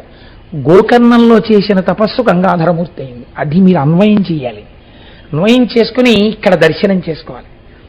ఏమి గంగాధరుడివయ్యా, ఈశ్వర ఏమి నిలబడ్డావయ్యా, నువ్వు మహాబలేశ్వరుడివి. నువ్వు మాకిక్కడ ఉండగా మాకేం లోటు? మమ్మల్ని ఎవరేం చెయ్యగలరు? మమ్మల్ని ఎవరేం చెయ్యలేరు. ఓవర్ బ్రిడ్జి డౌన్లో కారును గుద్ది కింద పడ్డాయా, ఇంకొక వాహనం కూడా వచ్చి తగలడానికి వీళ్ళు ఆగిపోవలసిందే వాహనాలు. తప్ప అంటే నేను ఎవరిని పడిపోమని చెప్పట్లేదు. అలాగా ఈశ్వరాజ్ఞ లేకపోతే ఆయన రక్షిస్తుండగా ఎవ్వడు చెనకలేడు. ఇది మహాబలేశ్వరుడు. మహాబలేశ్వరుణ్ణి చెప్పుకునేవాడిని చెనకడమే కుదరదు. వాడి ప్రారంధం దాటిపోవలసిందే. కాబట్టి ఇలా నిలబడిపోతే గంగాధరుడై హిమవత్ పర్వతం మీద నిలబడ్డాడు. ఎందుకు హిమవత్ పర్వతం మీద నిలబడాలి? పడడం ఒక పవిత్రమైన ప్రదేశంలో గంగ పడాలని నిర్ణయించుకుని నిలబడ్డాడు. ఇంకొక కోరిక కాదు ఆయనకి, ఆయన అక్కడైనా పట్టగలడు. ఆవిడికో పవిత్ర స్థలం చూపించాలనుకున్నాడు. వెళ్ళి నిలబడితే చిత్రం ఏమిటి? ఆవిడ అనుకుందిట మనస్సులో, చతుర్ముఖ బ్రహ్మగారు వచ్చి శూలిన అడుగో నించున్నాడు శంకరుడు. గంగా, భగీరథుడి కోరిక తీర్చు. మీరు ఎప్పుడు గంగావతరణాన్ని లోపల దర్శనం చేసినా మీకొకటి దర్శనం అవ్వాలండి. ఈ గంగ మొట్టమొదట ఆకాశంలోంచి జారి పెద్ద ధార శివుడి తల మీద పడుతుండగా ఆ పట్టడం భూమే పట్టలేదంటే ఎంత ప్రవాహం పడిపోతుందో, ఈ శంకరుడు ఎలా పడతాడో పట్టగలడన్న నమ్మకంతో నా కోసమని ఈ పని చెయ్యడానికి సిద్ధపడ్డ పరమాత్మ అని కృతజ్ఞతతో చూస్తూ తను పక్కనున్నాడు అనుకోండి, ఏమవుతుంది? ఓ పాయ ఈయన మీద పడుతుంది, ఈయన వెళ్ళిపోతాడు ఆ ప్రవాహంలో. కాబట్టి భగీరథుడు పక్కన ఉంటాడా? ఉండకూడదు. అదే సనక సనందనాథులకి దక్షిణామూర్తి ఏంటి? అది మహాబలేశ్వరమూర్తి. కాబట్టి దూరంగా ఎక్కడో నించోవాలి. నించుని చూడండి, ఇంట్లో పెద్ద చెట్టు కొమ్మ కొట్టించుకునేవాడు యజమాని దూరంగా నించుని జాగ్రత్త అండో అంటుంటాడు. దాంట్లో నిష్ణాతులు తాడెట్టుకులు అవుతుంటాడు. యజమాని ఏం కొమ్మ కింద నించోడు, మా కొమ్మే కదా అని. అలా ఎవడు గంగ కావాలో వాడు దూరంగా నించుంటాడు. దూరంగా నించుంటే ఈ గంగ పడుతూ ఉండాలి. అమ్మ గంగ పడుతుంది, శివుడి మీద పడుతుంది, శివుడి మీద పడ్డాక భూమి మీద పడుతుంది, భూమి మీద పడ్డాక పాతాళానికి వెళ్ళాలి. పాతాళంలో బూది కుప్పలు ఎక్కడున్నాయో అక్కడ చోటు చూపించడానికి నేను రెడీగా ఉండాలి వాహనంతో. కాబట్టి గుర్రాలని కట్టుకుని ఉన్నాడు. కింద పడితే పరిగెత్తుకుంటూ గుర్రం మీద వెళ్ళి రథం మీద వెళ్ళి దారి చూపిస్తాడు అనమాట గంగకి. ఆయన అలా దండం పెడుతూ కూర్చున్నాడు, దూరంగా నిలబడి ఉన్నాడు. ఇప్పుడు గంగ ఆకాశంలోంచి దూకబోతోంది మీదకి. దూకబోతూ ఆవిడ అనుకుందిట, విర్రాడు. చాలా మంది శంకరుడి ప్రజ్ఞ గమనించకుండా భోళాశంకరుడు అంటుంటారు. భోళాశంకర తత్వం అంత వెర్రితత్వం ఏం కాదైంది. ఆయనంత ప్రాజ్ఞుడెవరు ఉంటారండి? ఆయనకి తెలియనిదేముంటుంది? అందుకే శూలినహ అన్నాడు మహానుభావుడు బ్రహ్మగారు. ఏమిటో నించున్నాడు, నన్ను పట్టుకోవడం అంటే మాటలు అనుకుంటున్నాడు. ఆ పైనుంచి నేను ఈయన తల మీద పడి ప్రవాహ వేగంతో వెళ్ళిపోతుంటే ఆ వేగంలో ఈడ్చుకెళ్ళిపోతా పాతాళానికి. మళ్ళీ ఇక్కడ నించున్నవాడు మళ్ళీ కన్ను మూసి కన్ను తెరిచేటప్పటికి ఎక్కడ తేల్తాడు? స్పృహ తప్పిపోయి పాతాళలోకంలో తేల్తాడు. ఏమిటో ఎందుకు నించోవడం, ఎందుకు వెర్రి ఇంత గొప్ప అనుకుందిట. సాకథం చిన్మహీంగం తుమ్న శక్నోత్యస్తమాస్థిత నైవ నిర్గమనం లోభే జటామండలమోహిత. పడ్డం మొదలెట్టింది పైనుంచి. ఈయనేం చేశాడు? ఇలా కూడా చూడలేదు. నేను పట్టించుకునేది ఏంటనుకున్నాడు, ఇలాగే నించున్నాడు అంతే. ఇప్పుడు ఏమైంది? ఏదో పెద్ద పంపుధార పడినట్టు గంగా ప్రవాహం పైనుంచి పడ్డామంటే మాటలు అనుకుంటున్నారా మీరు? ఎన్ని పడ్డాయో తెలుసా అండి? చేపలు పడ్డాయి, తిమింగలాలు పడ్డాయి, మొసళ్ళు పడ్డాయి, దానితో పాటుగా నీటి ఏనుగులు పడ్డాయి. ఆ గంగ పడుతున్నప్పుడు వచ్చినటువంటి శబ్దం విని సమస్త లోకాలలో ఉన్న వాళ్ళు తమ తమ వాహనములు చెక్కు ఉంచున్నారు. అయ్య బాబోయ్, ఏమిటి నీటి ప్రవాహం అని. అంటే ఇంచుమించుగా మీరు ఊహ చేస్తే కాకినాడ పట్టణం లాంటి పట్టణాలని ఒక 100 పట్టణాలు ఎంత వైశాల్యం ఉంటుందో అంత ధార కింద పడింది. ఇంత ధార పైనుంచి కింద పడిపోతుంటే ఇలాగే నవ్వుతూ నించున్నవాడు అనుకున్నట్ట, నన్ను వెర్రాడనుకుంది కదా, ఎవరు వెర్రాడో చూపిస్తాననుకున్నట్ట. ఇలా ఎన్నాళ్ళు పడింది జటాజూటంలో. నీటికి ఒక లక్షణం ఉంటుంది. మీరు ఎంత గొప్ప పాత్రలో పొయ్యండి, ఇంత చిన్న బెజ్జం ఉంటే తెల్లవారేటప్పటికి చుక్క నీరు ఉండదు అందులో కదండి. అందులోంచి వెళ్ళిపోతుంది. అది నీటి యొక్క లక్షణం. ఇప్పుడు చిత్రం ఏమిటంటే నీరు, నీటితో పాటు నీటి ఏనుగులు, మొసళ్ళు, ఎండ్రకాయలు, పావులు, తాబేళ్లు, పెద్ద పెద్ద చేపలు, చిన్న చిన్న చేపలు, ఇలాంటివన్నీ కొన్ని సంవత్సరాల పాటు ఆ జటాజూటంలో పడుతూనే ఉన్నాయి. ఇప్పుడు శివుడి జటాజూటము ఎంత పెద్ద రిజర్వాయర్ అంటే, ఇలాంటి బ్రహ్మాండాలకి ఒక బ్రహ్మాండానికి సరిపోయినటువంటి తాగునీటిని సరఫరా చేయగలిగిన రిజర్వాయర్. అన్ని నీళ్లు పట్టేశాడు. చుక్క ఇలా జారట్లేదు, అలాగే తిరుగుతోంది నీరు. చిత్రం ఏమిటి? వ్యసర్పత జలం గిర్ర గిర్ర గిర్ర గిర్ర గిర్ర గిర్ర గిర్ర గిర్ర అంటే ఎంత జటాజూటం ఉప్పాడో. ఇది వదిలేశాడంటారు. అలా వదిలేయలేదు, అలాగే పెంచాడు దాన్ని. నీటి చుక్క ఇప్పుడు పరిమితంగా ఉందనుకోండి, అది నిండిపోయి కింద పడిపోతుంది. కాబట్టి జటాజూటం పెరిగిపోతోంది. వ్యోమవప్యాప్తదేహాయ దక్షిణామూర్తయే నమః. ఇది మీరు వామనమూర్తి పెరిగినట్టు జటాజూటం పెరగడం మీరు ధ్యానమునందు గంగాధరుడు యందు చూడగలగాలి. జటాజూటం లోకాల వరకు పెరిగిపోతోంది, నీళ్ళన్నీ అందులో ఉండిపోతున్నాయి. సంవత్సరాలు అయిపోయింది, నిలబడ్డా ఆయనకి నీళ్లు పడ్డం కనపడుతోంది, కిందకి పడ్డం కనపడలేదు. మరి అయితే అలా ఎందుకు నించున్నాడు? 2 కారణాలు. నీరన్నది తల మీద పడ్డాక కింద పడుతుందని ఒకటి నమ్మాడు, జుట్టు కదా నీరెందుకుంటుంది అని ఒకటి అనుకున్నాడు. రెండోది ఏమనుకున్నాడు? తప్పకుండా నా కోసమే పట్టుకుని ఉంచాడు కాబట్టి కింద వదులుతాడు. అన్నింటినీ మించి భయం ఏమిటంటే కొంచెం దగ్గరికి వెళ్ళి అయ్యా ఏంటంటే పట్టలేదని అడుగుదామంటే వదిలేస్తే తనే దగ్గరికి వెళ్ళాక కరెక్ట్గా కింద పడితే తను ఉండడం. కాబట్టి దగ్గరికి వెళ్ళి అడగచ్చా? అడగలేడు. మీరు గంగావతరణాన్నండి శ్లోకాలు కాదండి, ఇక్కడ దర్శనం చేయాలి. ఇప్పుడు ఎన్ని పరివేదనలు పొందుతున్నాడో భగీరథుడు అక్కడ. ఎందుకు భగీరథ తపస్సు అన్నారు. ఎంత పరితపించిపోయాడో కంటి ముందు కనపడుతోంది జలధారలో. ఆ పై వాళ్ళు చూస్తున్నారు. ఏమిటి చూస్తున్నారు? కరెక్ట్గా ఇలా కొంచెం పైకి వస్తోంది, ఇదంతా పడిపోతుంది, మళ్ళీ ఇలా పెరుగుతోంది. ఇలా హారిజాంటల్గా పెరుగుతోంది, వెర్టికల్గా పెరుగుతోంది. ఎన్ని నీళ్లు పోసేసినా ట్యాంక్ పెరుగుతూనే ఉంది, పడుతూనే ఉంది గంగ. చక్కగా అందులోనే చేపలు తిరుగుతున్నాయి, అందులోనే మొసళ్ళు తిరుగుతున్నాయి, అందులోనే నీటి ఏనుగులు తిరుగుతున్నాయి, చుక్క నీరు కింద పడదు. ఏమిట్రా ఈ చిత్రం అని అలాగే ఉన్నారు. కొన్ని సంవత్సరాలు తిరిగిన తర్వాత ఈవిడ అనుకుందిట, అరేరే చిన్న కన్నం దొరికితే జారిపోవడం నాకొచ్చు, ఇంత పెద్ద ధారని ఒక లోహం కాదు తన జుట్టు ముడితో కట్టేశాడు కొన్నేళ్లు గంగావతరణాన్ని. ఈయన ప్రాజ్ఞుడంటే, ఈయన పరమపురుషుడంటే, ఈయన పరబ్రహ్మం అంటే తెలియక వెర్రితనానికి పోయాను. ఈయన పరమాత్మ, ఈయన శరీరానికి తగలడం నా భాగ్యం. ఈయనే వదిలితేనా ఇలా జారిపోతాను. ఇలా జారిపోయినప్పుడు ఇప్పుడు తలకి తగలడం కాదు, ఈయన ఒళ్ళంత పరువుతో కింద పడిపోతాను. అంటే నాకు పరబ్రహ్మ స్పర్శ కలుగుతోంది, నేను పునీతమైపోతున్నాను అనుకుంది. అంతే వదిలేడా? ఈవిడికి ఈ బుద్ధి. ఆయనకి భగీరథుడికి మళ్ళీ తపస్సు మొదలెట్టాడు శంకరుడి కోసం. ఆయన యొక్క కార్యసిద్ధి ఏకకాలమునందు సంఘటించి వదిలిపెట్టాడు నీరు. ఆ నీరు వచ్చి బిందు సరోవరంలో పడింది. మొట్టమొదట బ్రహ్మగారు తపస్సు చేసినటువంటి స్థలం. అక్కడి నుంచి 7 పాయలుగా విడిపోయింది. తూర్పుకి కొన్ని పాయలు, పశ్చిమానికి కొన్ని పాయలు వెళ్ళిపోయి భగీరథుణ్ణి అనుసరించి ఒక పాయ వెళ్ళిపోయేటట్టుగా ఆయన అనుగ్రహించాడు. ఇది ఈశ్వరతత్వం అంటే. మీరు నేను నిజంగా తీసుకొచ్చి ఒక గ్లాసుడు నీళ్ళు ఇలా పోసామనుకోండి, పోస్తే ఈ పోస్తున్న నీళ్లు ఒక పాయగా ఇటు వెళ్ళుగాక, ఒక పాయగా అటు వెళ్ళుగాక, ఒక పాయ సుబ్రహ్మణ్యుడికి పూజ జరిగిన వైపు వెళ్ళుగాక అన్నాను అనుకోండి, నీ మోహం అని పల్లవన వైపు వెళ్ళిపోతుంది. నీరు పల్లమెరుగు నిజము దేవుడు ఎరుగు. అలా ఏం వెళ్ళదు. అంటే శంకరస్య ఇవ శాసనాత్, ఆయన ఎవరెవరికి ఎటువైపు ఎంత అవసరమో అటు పంపాడు నీరు. ఇది ఈశ్వరాజ్ఞ. ఏమి శంకరుడండి, ఏమి మహాదేవుడండి నిజంగా. ఆయన ఒక పాయని ఎలా చెప్పాడో చూడండి. భగీరథుడితో వెళ్ళు అన్నాడు. ఇప్పుడు ముందు భగీరథుడి రథం వెళుతోంది, వెనకాతల గంగ వెళ్ళిపోతోంది. ఇలా వెళ్ళిపోతుంటే ఒక ఆశ్చర్యం జరిగిందిట. ఇప్పుడు లోకానికంతటికీ ఒక విషయం తెలిసింది. ఏమిటిది? గంగ పవిత్రమైపోయింది శంకరుడికి తగలడం వల్ల. ఇది నేను చెప్పట్లేదు, ఆయనే అంటారు. గగనా శంకర స్థిత తతో ధరణిమాశ్రిత వ్యసర్పత జలం తత్ర తీవ్ర శబ్ద పురస్కృతం.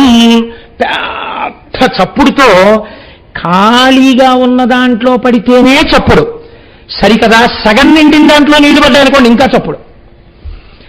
ఇంత చప్పుడుతో పడ్డ నీరు ఇప్పుడు ఆయన నుంచి భూమి మీదకు పడితే కొత్త చప్పుడు, ప్రవహిస్తుంటే ఇంకా చప్పుడు. ఈ చప్పుడు చాలలేదన్నట్టు ఉరే ఉరే ఉరే ఉరే విచిత్రం చూసావా, ఆకాశగంగా ఇన్నేళ్ల నుండి ఉండిపోయేది జటాజూటంలోంచి శంకరుడి మించి కింద పడిపోతుంది. ఇప్పుడు అందరికీ సంతోషం ఏంటి అంటే, నీళ్లలో స్నానం చేయడం సంతోషం కాదు, ఆయనకి తగిలి పడ్డ దగ్గరికి వెళ్ళి స్నానం చేయడం. కానీ అది పడుతోంది ఇంకాను. అక్కడ తల పెట్టడం, స్నానం చేయడం ఎవరికి సాధ్యం కాదు, ఈడ్చేస్తుంది. అక్కడ శంకరుడు ఒక్కడే నిలబడగలడు. కాబట్టి అది ఆయన శక్తిని చూపిస్తుంది. దేవతలు ఎటువంటి వాళ్ళండి? తత్ర దేవర్షి గంధర్వ వసుధా తలవాసిన భవాంగపతి తంతోయం పవిత్రమితి పస్పృశో. తర్వాత కింద పాయల్లో స్నానం చేద్దాం. ఇక్కడ వెంటనే శంకరుణ్ణి తగిలి పడుతోంది.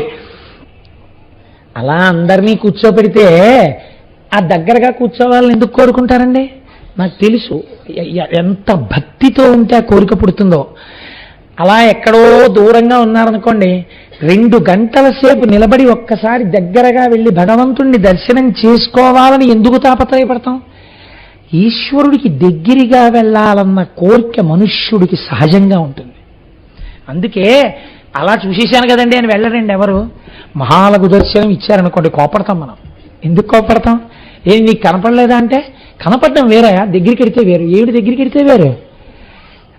ఈశ్వరుడి దగ్గర మనం ఈ మాట అంటాం చూడండి. అంతరాలయం దగ్గరికి తీసుకెళ్ళినా అంతరాలయంలో కదలరా అండి అంటాం. అంతరాలయంలో కదిలితే ఓసారి ముట్టుకోకూడదా అండి? ఓసారి ముట్టుకొనిస్తే ఏమంటే తల కొట్టుకోకూడదా అండి?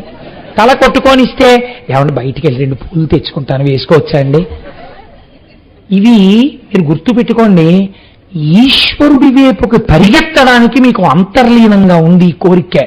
ఈ కోరికే ప్రపంచపటం మొత్తం మీద ఒక్క భారతదేశంలోనే ఉంది, ఇంకెక్కడా లేదు. దేవాలయంలోకి వెళ్ళిపోవాలని, భగవంతుణ్ణి కౌగిలించుకోవాలని, దగ్గరగా వెళ్ళాలని, చూడాలని మనం పడే పరివేదన ఎవ్వరూ పడరు. ఎందుకని? మన జీవితాలు ఈశ్వరుల్లో కలిసిపోవాలని కోరుకోవడం అంతర్లీనంగా మనకున్నటువంటి సంప్రదాయం. కాబట్టి ఇప్పుడు వాళ్ళు ఏం చేశారు? అక్కడికి వెళ్ళి దాని కింద తల పెట్టలేక ఆ నీటిలో చెయ్యి పెట్టి తీసి చల్లుకున్నారు. కింద పాయల్లోకి వెళ్ళి స్నానాలు చేశారు. ఇప్పుడు ఏమైందో తెలుసా అండి? ఒక విచిత్రం జరిగింది. కింద నుంచి పైకి వెళ్ళిపోతున్నారు కొంతమంది, కొన్ని వేల మంది పైనుంచి కిందకు వచ్చేస్తున్నారు. ఎందుకు ఇలాగా అంటే, ఒరే మళ్ళీ మనకి అవకాశం వస్తుంది ఏంటి? మన పుణ్యం అయిపోతే మన కిందకు తోసేస్తారు. క్షీణే పుణ్యే మర్త్యలోకం విశంతి. పుణ్యం ఉన్నంత కాలం స్వర్గలోకంలో ఉంచి కిందకు తోసేస్తారు. మళ్ళీ కొత్త పుణ్యం సంపాదించేసుకోవాలి. కాబట్టి ఏం చేస్తున్నారట? వాళ్ళందరూ కిందకొచ్చి గంగలో స్నానం చేసి పైకి వెళ్ళిపోతున్నారు. మహాపాపాత్ములు భూమి మీద ఉన్న వాళ్ళు గంగలో స్నానం చేసి పాపాలపై పైకి వెళ్ళిపోతున్నారు. కిందకొచ్చేవాళ్ళు పైకి వెళ్ళేవాళ్ళు, కిందకొచ్చేవాళ్ళు పైకి వెళ్ళేవాళ్ళు. ఓ స్నానం అయిందా? అయిపోయిందండి, వెళ్ళిపోతున్నాం. ఓ మీరెక్కడికి వెళ్తున్నారు? స్నానానికి వెళ్తున్నామంటే వెళ్ళిపోయేవాళ్ళు. ఎగువకు పోవు పండ్లకు దారి విడివమో అని తిరుమల కొండ మీద రాసినట్టు కిందకొచ్చేవాళ్ళు పైకి వెళ్ళేవాళ్ళు, కిందకొచ్చేవాళ్ళు పైకి వెళ్ళేవాళ్ళు. 1కి 4 మాటలు స్నానం చేసేసేవాళ్ళు. దాని వెంట పరుగులు తీసేవాళ్ళు. నదీ ప్రవాహం ఇంత గొప్పగా ఒక మనిషి సాధించినది చరిత్రలో. ఆయన మీద పడుతోంది, ప్రవహిస్తోంది. ముందు భగీరథుడు వెళ్తున్నాడు, ఆయన ఇటుడికే చెడుతోంది. వెళ్ళేటప్పుడు నీటి లక్షణం అండి, ఇలా గీత గీసినట్టు వెళ్ళలేదు. లోతుల్లోకి వెళ్ళిపోతోంది, సుడిగుండాలు తిరిగేస్తోంది, ఇలా వంకరగా వెళ్ళిపోతోంది. ఎత్తెక్కడానికి ప్రయత్నం చేస్తోంది, పచ్చటి నులుగు ఏర్పాటు చేసుకుంటోంది, పుట్టల్ని కప్పేస్తోంది, ఇలా వంకర్లు తిరుగుతోంది. ఒక్కొక్క చోట వాలుగా ప్రవాహం తిరిగిపోతోంది, ఒక్కొక్క చోట తిన్నగా వెళ్ళిపోతోంది, ఒక్కొక్క చోట తన ప్రవాహమే తనకి ఎదురొచ్చి ఢీకుంటోంది. అందులోంచి తుంపర్లు పుడుతున్నాయి. అలా వెళ్ళిపోతోంది.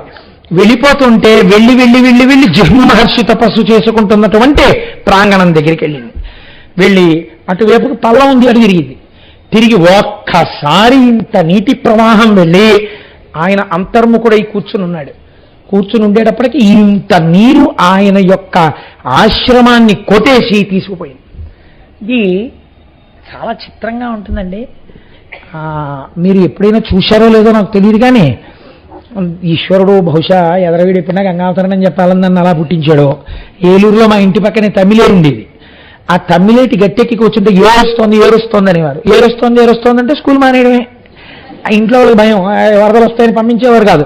వెంటనే ఏమిటంటే ఆ ఏటి గట్టెక్కి కూర్చునేవాళ్ళం. ఆ ఏరు వచ్చేటప్పుడు గబగబ గబగబా వచ్చేస్తుంటుంది ప్రవాహం. వచ్చేస్తూ పావు విడుతుంది చూశారా, అలాగే వెళ్ళిపోతుంటుంది. వెళ్ళిపోతూ ఏట్లో అప్పటి వరకు ఈ రజకులు వాళ్ళు చిన్న చిన్న పాకలు అవి వేసుకునేవారు విశ్రాంతికి. వచ్చినప్పుడు ఎంత చిత్రం అంటే ఇలా వచ్చి ఆ పాకలోకి వెళ్ళిపోయేది అంతే. వీళ్ళందరూ సామానట్టుకుని వచ్చేసేవారు. ఆ పాక నీటి మీద తేలిపోయేది. తనతో పాటు పాకం తీసుకెళ్ళిపోయేది. పాకగా పెడుతుంది అనుకుంటున్నారా? ఆ ప్రవాహ వేగానికి కాసేపటికి ఈ కర్రలు ఇటుడిపోయేవి, ఈ కర్రలు ఇటుడిపోయేవి, ఆ ఆకులు అట్టిపడిపోయేవి. ఒక వేగం ఆకులు అటు తీసుకుపోయేది, కొన్ని కర్రలు ఇటు తీసుకుపోయేది, కొన్ని అటు వెళ్ళిపోయేవి, కొన్ని తాటాకులు అక్కడే ఇలా తిరుగుతుండేవి సుడిగుండంలో. అంతే, ఆ వేగానికి అలా వెళ్ళిపోతుంటే జలమయం అయిపోయిందంటారు. తన వేగంలో తీసుకుని వెళ్ళిపోతుంది అందరినీ. ఆ తమ్మిలేటి ఒడ్డున కూర్చునేది అన్నీ తీసుకెళ్ళిపోతుంటే అలా విచిత్రంగా చూస్తూ ఉండేవాళ్ళం. ఒక్క చెట్లు మాత్రం స్వాగతం చెప్పినట్టు గట్టు మీద ఉన్నటువంటి తుమ్మ చెట్లు మాత్రం పడిపోకుండా ఆ ప్రవాహంలో ఇలా చేతులు ముంచుతూ మొదట ఆడుకున్నవి ఏమైనా ఉంటే చెట్లే. చేతులు పెట్టి పిల్లలు చూడండి నీళ్ళల్లో చెయ్యెత్తి ఆడుకుంటారు. అలాగా బాలమురళీకృష్ణ గారు చిన్న వ్యంగ్యధ్వని చేశారు సుప్రభాతం చేస్తూ.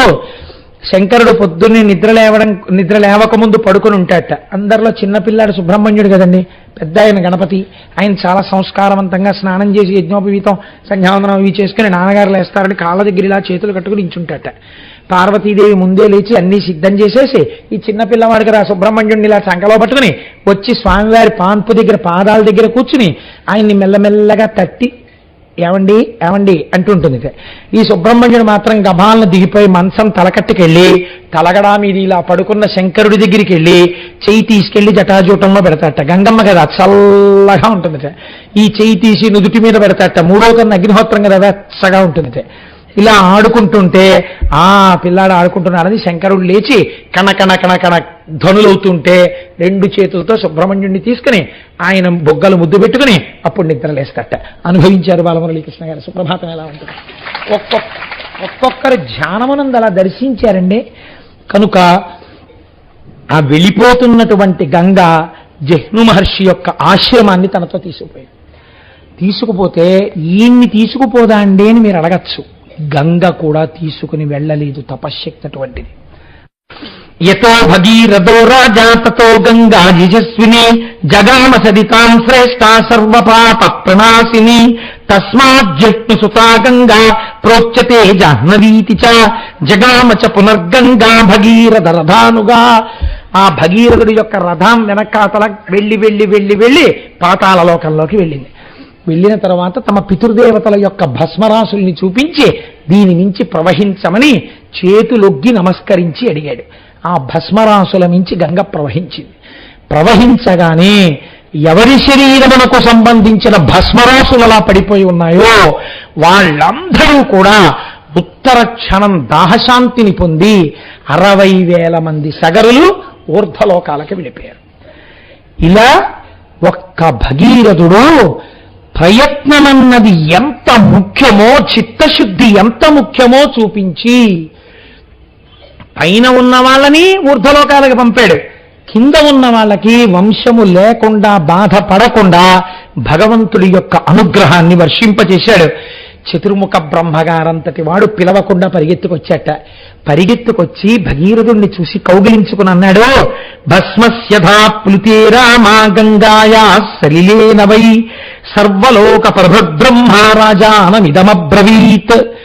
ఆ రాజుతో భగీరథుడితో అన్నాడు, భగీరథ ఇంకా లోకంలో ఎప్పుడైనా ఎవరైనా ఎక్కడైనా ఇంత గొప్ప ప్రయత్నం చెయ్యవలసి వస్తే దాన్ని భగీరథ ప్రయత్నం అని వస్తుంది లోకంలో. అన్నిటిని మించి ఇన్ని కష్టాలకి ఓర్పుతో ఈ పాయని పాతాళానికి తెచ్చావు కనుక ఈ పాయకి భాగీరథి అని పేరు. నీ పేరే వస్తుంది ఈ గంగా ప్రవాహానికి. తెలిసి కాని తెలియక కాని ఎన్ని పాపములు చేసిన వారైనా సరే ఈశ్వరుడు అంతటి శక్తివంతుడే, అంతటి బలవంతుడే, గోకర్ణ క్షేత్రం అంత గొప్పదే, అంత దయాళువే. ఆయన శరీరమునకు తగలడము వలనే గంగకి ఇప్పటికీ ఎప్పటికీ ఎంతమంది పాపాలు కడిగినా కడగగలిగినటువంటి శక్తి నిలబడుతోందని నమ్మి గంగావతరణ కథని చేతులెత్తి నమస్కరించి పరమేశ్వరుడు అలా నిలబడినటువంటి ఆ గంగాధరుడి యొక్క పాదములను దర్శించి ఆ తెల్లటి పాదాలకి ఎవరు నమస్కరిస్తున్నారో, ఎవరు ఈ గంగావతరణ కథని అనుమానాలు పెట్టుకోకుండా విని నమ్మి నమస్కరిస్తున్నారో అటువంటి వారికి ఇదమాఖ్యానమవ్యగ్రో గంగావతరాం శుభం యశృణోతి చకాకుత్స సర్వాన్ కామానవాప్నుయాత్. అసలు వాల్మీకి మహర్షి ఎక్కడా చెప్పరు ఫలశ్రుతలు. అలాంటి వారు షణ్ముఖోత్పత్తికి గంగావతరణానికి ఫలశ్రుతి చెప్పారు. ఎవరు పరమ పూజ్యభావముతో నమ్మి నమస్కరించి విశ్వాసముతో గంగావతరణము వింటున్నారో అటువంటి వారి యొక్క సమస్తమైన కోర్కెలు తీరుతాయి. సర్వే పాపా ప్రణశ్యంతి. వారు ఎన్ని పాపములను ఇతపూర్వము చేసిన వారైనా ఆ బాధలు పొందకుండా వారి పాపములను మానసికంగా గంగా దర్శనం చేస్తూ విన్నారు కనుక ఆ పడిపోతున్న గంగ యొక్క శబ్దాన్ని ఇక్కడ మనస్సులో వింటే రంగతుంగ తరంగ సంఘములతో రంజిల్లు ఘోషంబుతో బంగారంబగు పొంగుతో నురగతో పువ్వాట తుంపర్లతో భంగుల్ సల్పుచు జగలించుతున్న భోభాగము నుండి జారన్ గంగమ్మను దల్చితే శిరమునన్ రంజిల్లుతున్ శంకర అంటూ ఆ గంగాధరుడికి ఎవరు నమస్కరిస్తున్నారో అటువంటి వారందరికీ సర్వే పాపా ప్రణశ్యంతి. గంగా స్నానం కాదు, గంగావతరణమే విన్నారు కనుక వారి పాపములు పటాపంచలైపోయాయి. ఆయుకీర్తిశ్చవర్ధతే. వారి యొక్క ఆయుర్దాము చక్కగా వృద్ధిలోకొచ్చి వారు దీర్ఘాయుష్మంతులవుతారు, చిరంజీవులవుతారు. వారికి ఏమి అపమృత్యు దోషం ఉండదు, ఏ ప్రమాదములు రావు. కీర్తిశ్చవర్ధతే. చక్కటి కీర్తి పొందుతారు. కీర్తి ఎప్పుడు పొందుతారండి మీరు చెప్పండి? కీర్తి ఎప్పుడు వస్తుంది? ఆయన్ని చూడగానే అమ్మ మహానుభావుడండి నమస్కారం పెడదామని ఎప్పుడంటారు? సద్గుణములు కలిగినటువంటి వాడు, సత్కర్మానుష్ఠానము కలిగినటువంటి వాడు అయితే కీర్తి ఉంటుంది.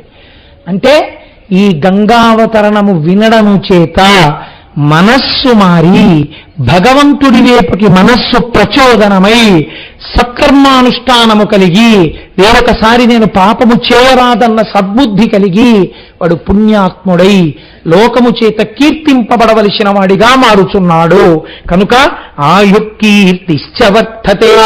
అంత పరమ పవిత్రమైనటువంటి గంగావతరణ ఆఖ్యానాన్ని ఇవాళ మీకు చాలా గొప్ప రోజు సోమవారం ప్రదోషవేళ శివాష్టోత్తరం చదువుకుని శివమహాపురాణ వ్యాఖ్యానాంతర్గతంగా మనం గంగావతరణ ఘట్టాన్ని స్వామి సన్నిధానంలో కూర్చుని చెప్పుకున్నాం. మనం ఎంత భాగ్యవంతులం. ఈశ్వరుడు యొక్క హద్దులేని కారుణ్యం వినేటప్పుడు మామూలుగా వినడం కాదు, ఇలా ముక్కున వేలేసుకోకుండా వినలేనటువంటి లీల ఏది ఉన్నదో, ఎంత చమత్కారమైనటువంటిదో, ఎంత కారుణ్యమూర్తియో ఆవిష్కరించేది ఏది విని ఏది ఒక్కసారి తలుచుకుంటే మన పాపములు పటాపంచలైపోతాయో భక్తినిస్తుందో అటువంటిది.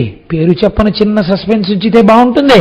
మధ్యాహ్నం భోజనానికి రండి, ఏం వండుతానో చూద్దురు గాని అంటే ఎప్పుడు 1 గంట అవుతుందా అని ఇలా వాచి చూసుకున్నటువంటి భర్తలా రేపటి రోజున ఈశ్వరుడు అంత పరమ పవిత్రమైన ఆఖ్యానమును నా చేత చెప్పించి మిమ్మల్ని వినేటట్టు చేసి ఉభయులను ఉద్ధరించుగాక అని పరమేశ్వరుడి పాదములు పట్టి ప్రార్థన చేస్తూ మంగళాశాసనపరై పదాచార్య పురోగమై సర్వైశ్చ పూర్వైరాచార్యై సత్కృతాయాస్తు మంగళం. మంగళం కోసలేంద్రాయ మహనీయ గుణాత్మనే చక్రవర్తి తనూజాయ సర్వభౌమాయ మంగళం. భూమాకాంతాయ కాంతాయ కామితార్థప్రదాయినే శ్రీగిరీశాయ దేవాయ మలినాథాయ మంగళం. సర్వం శ్రీ ఉమామహేశ్వర పరబ్రహ్మార్పణమస్తు. స్వస్తి.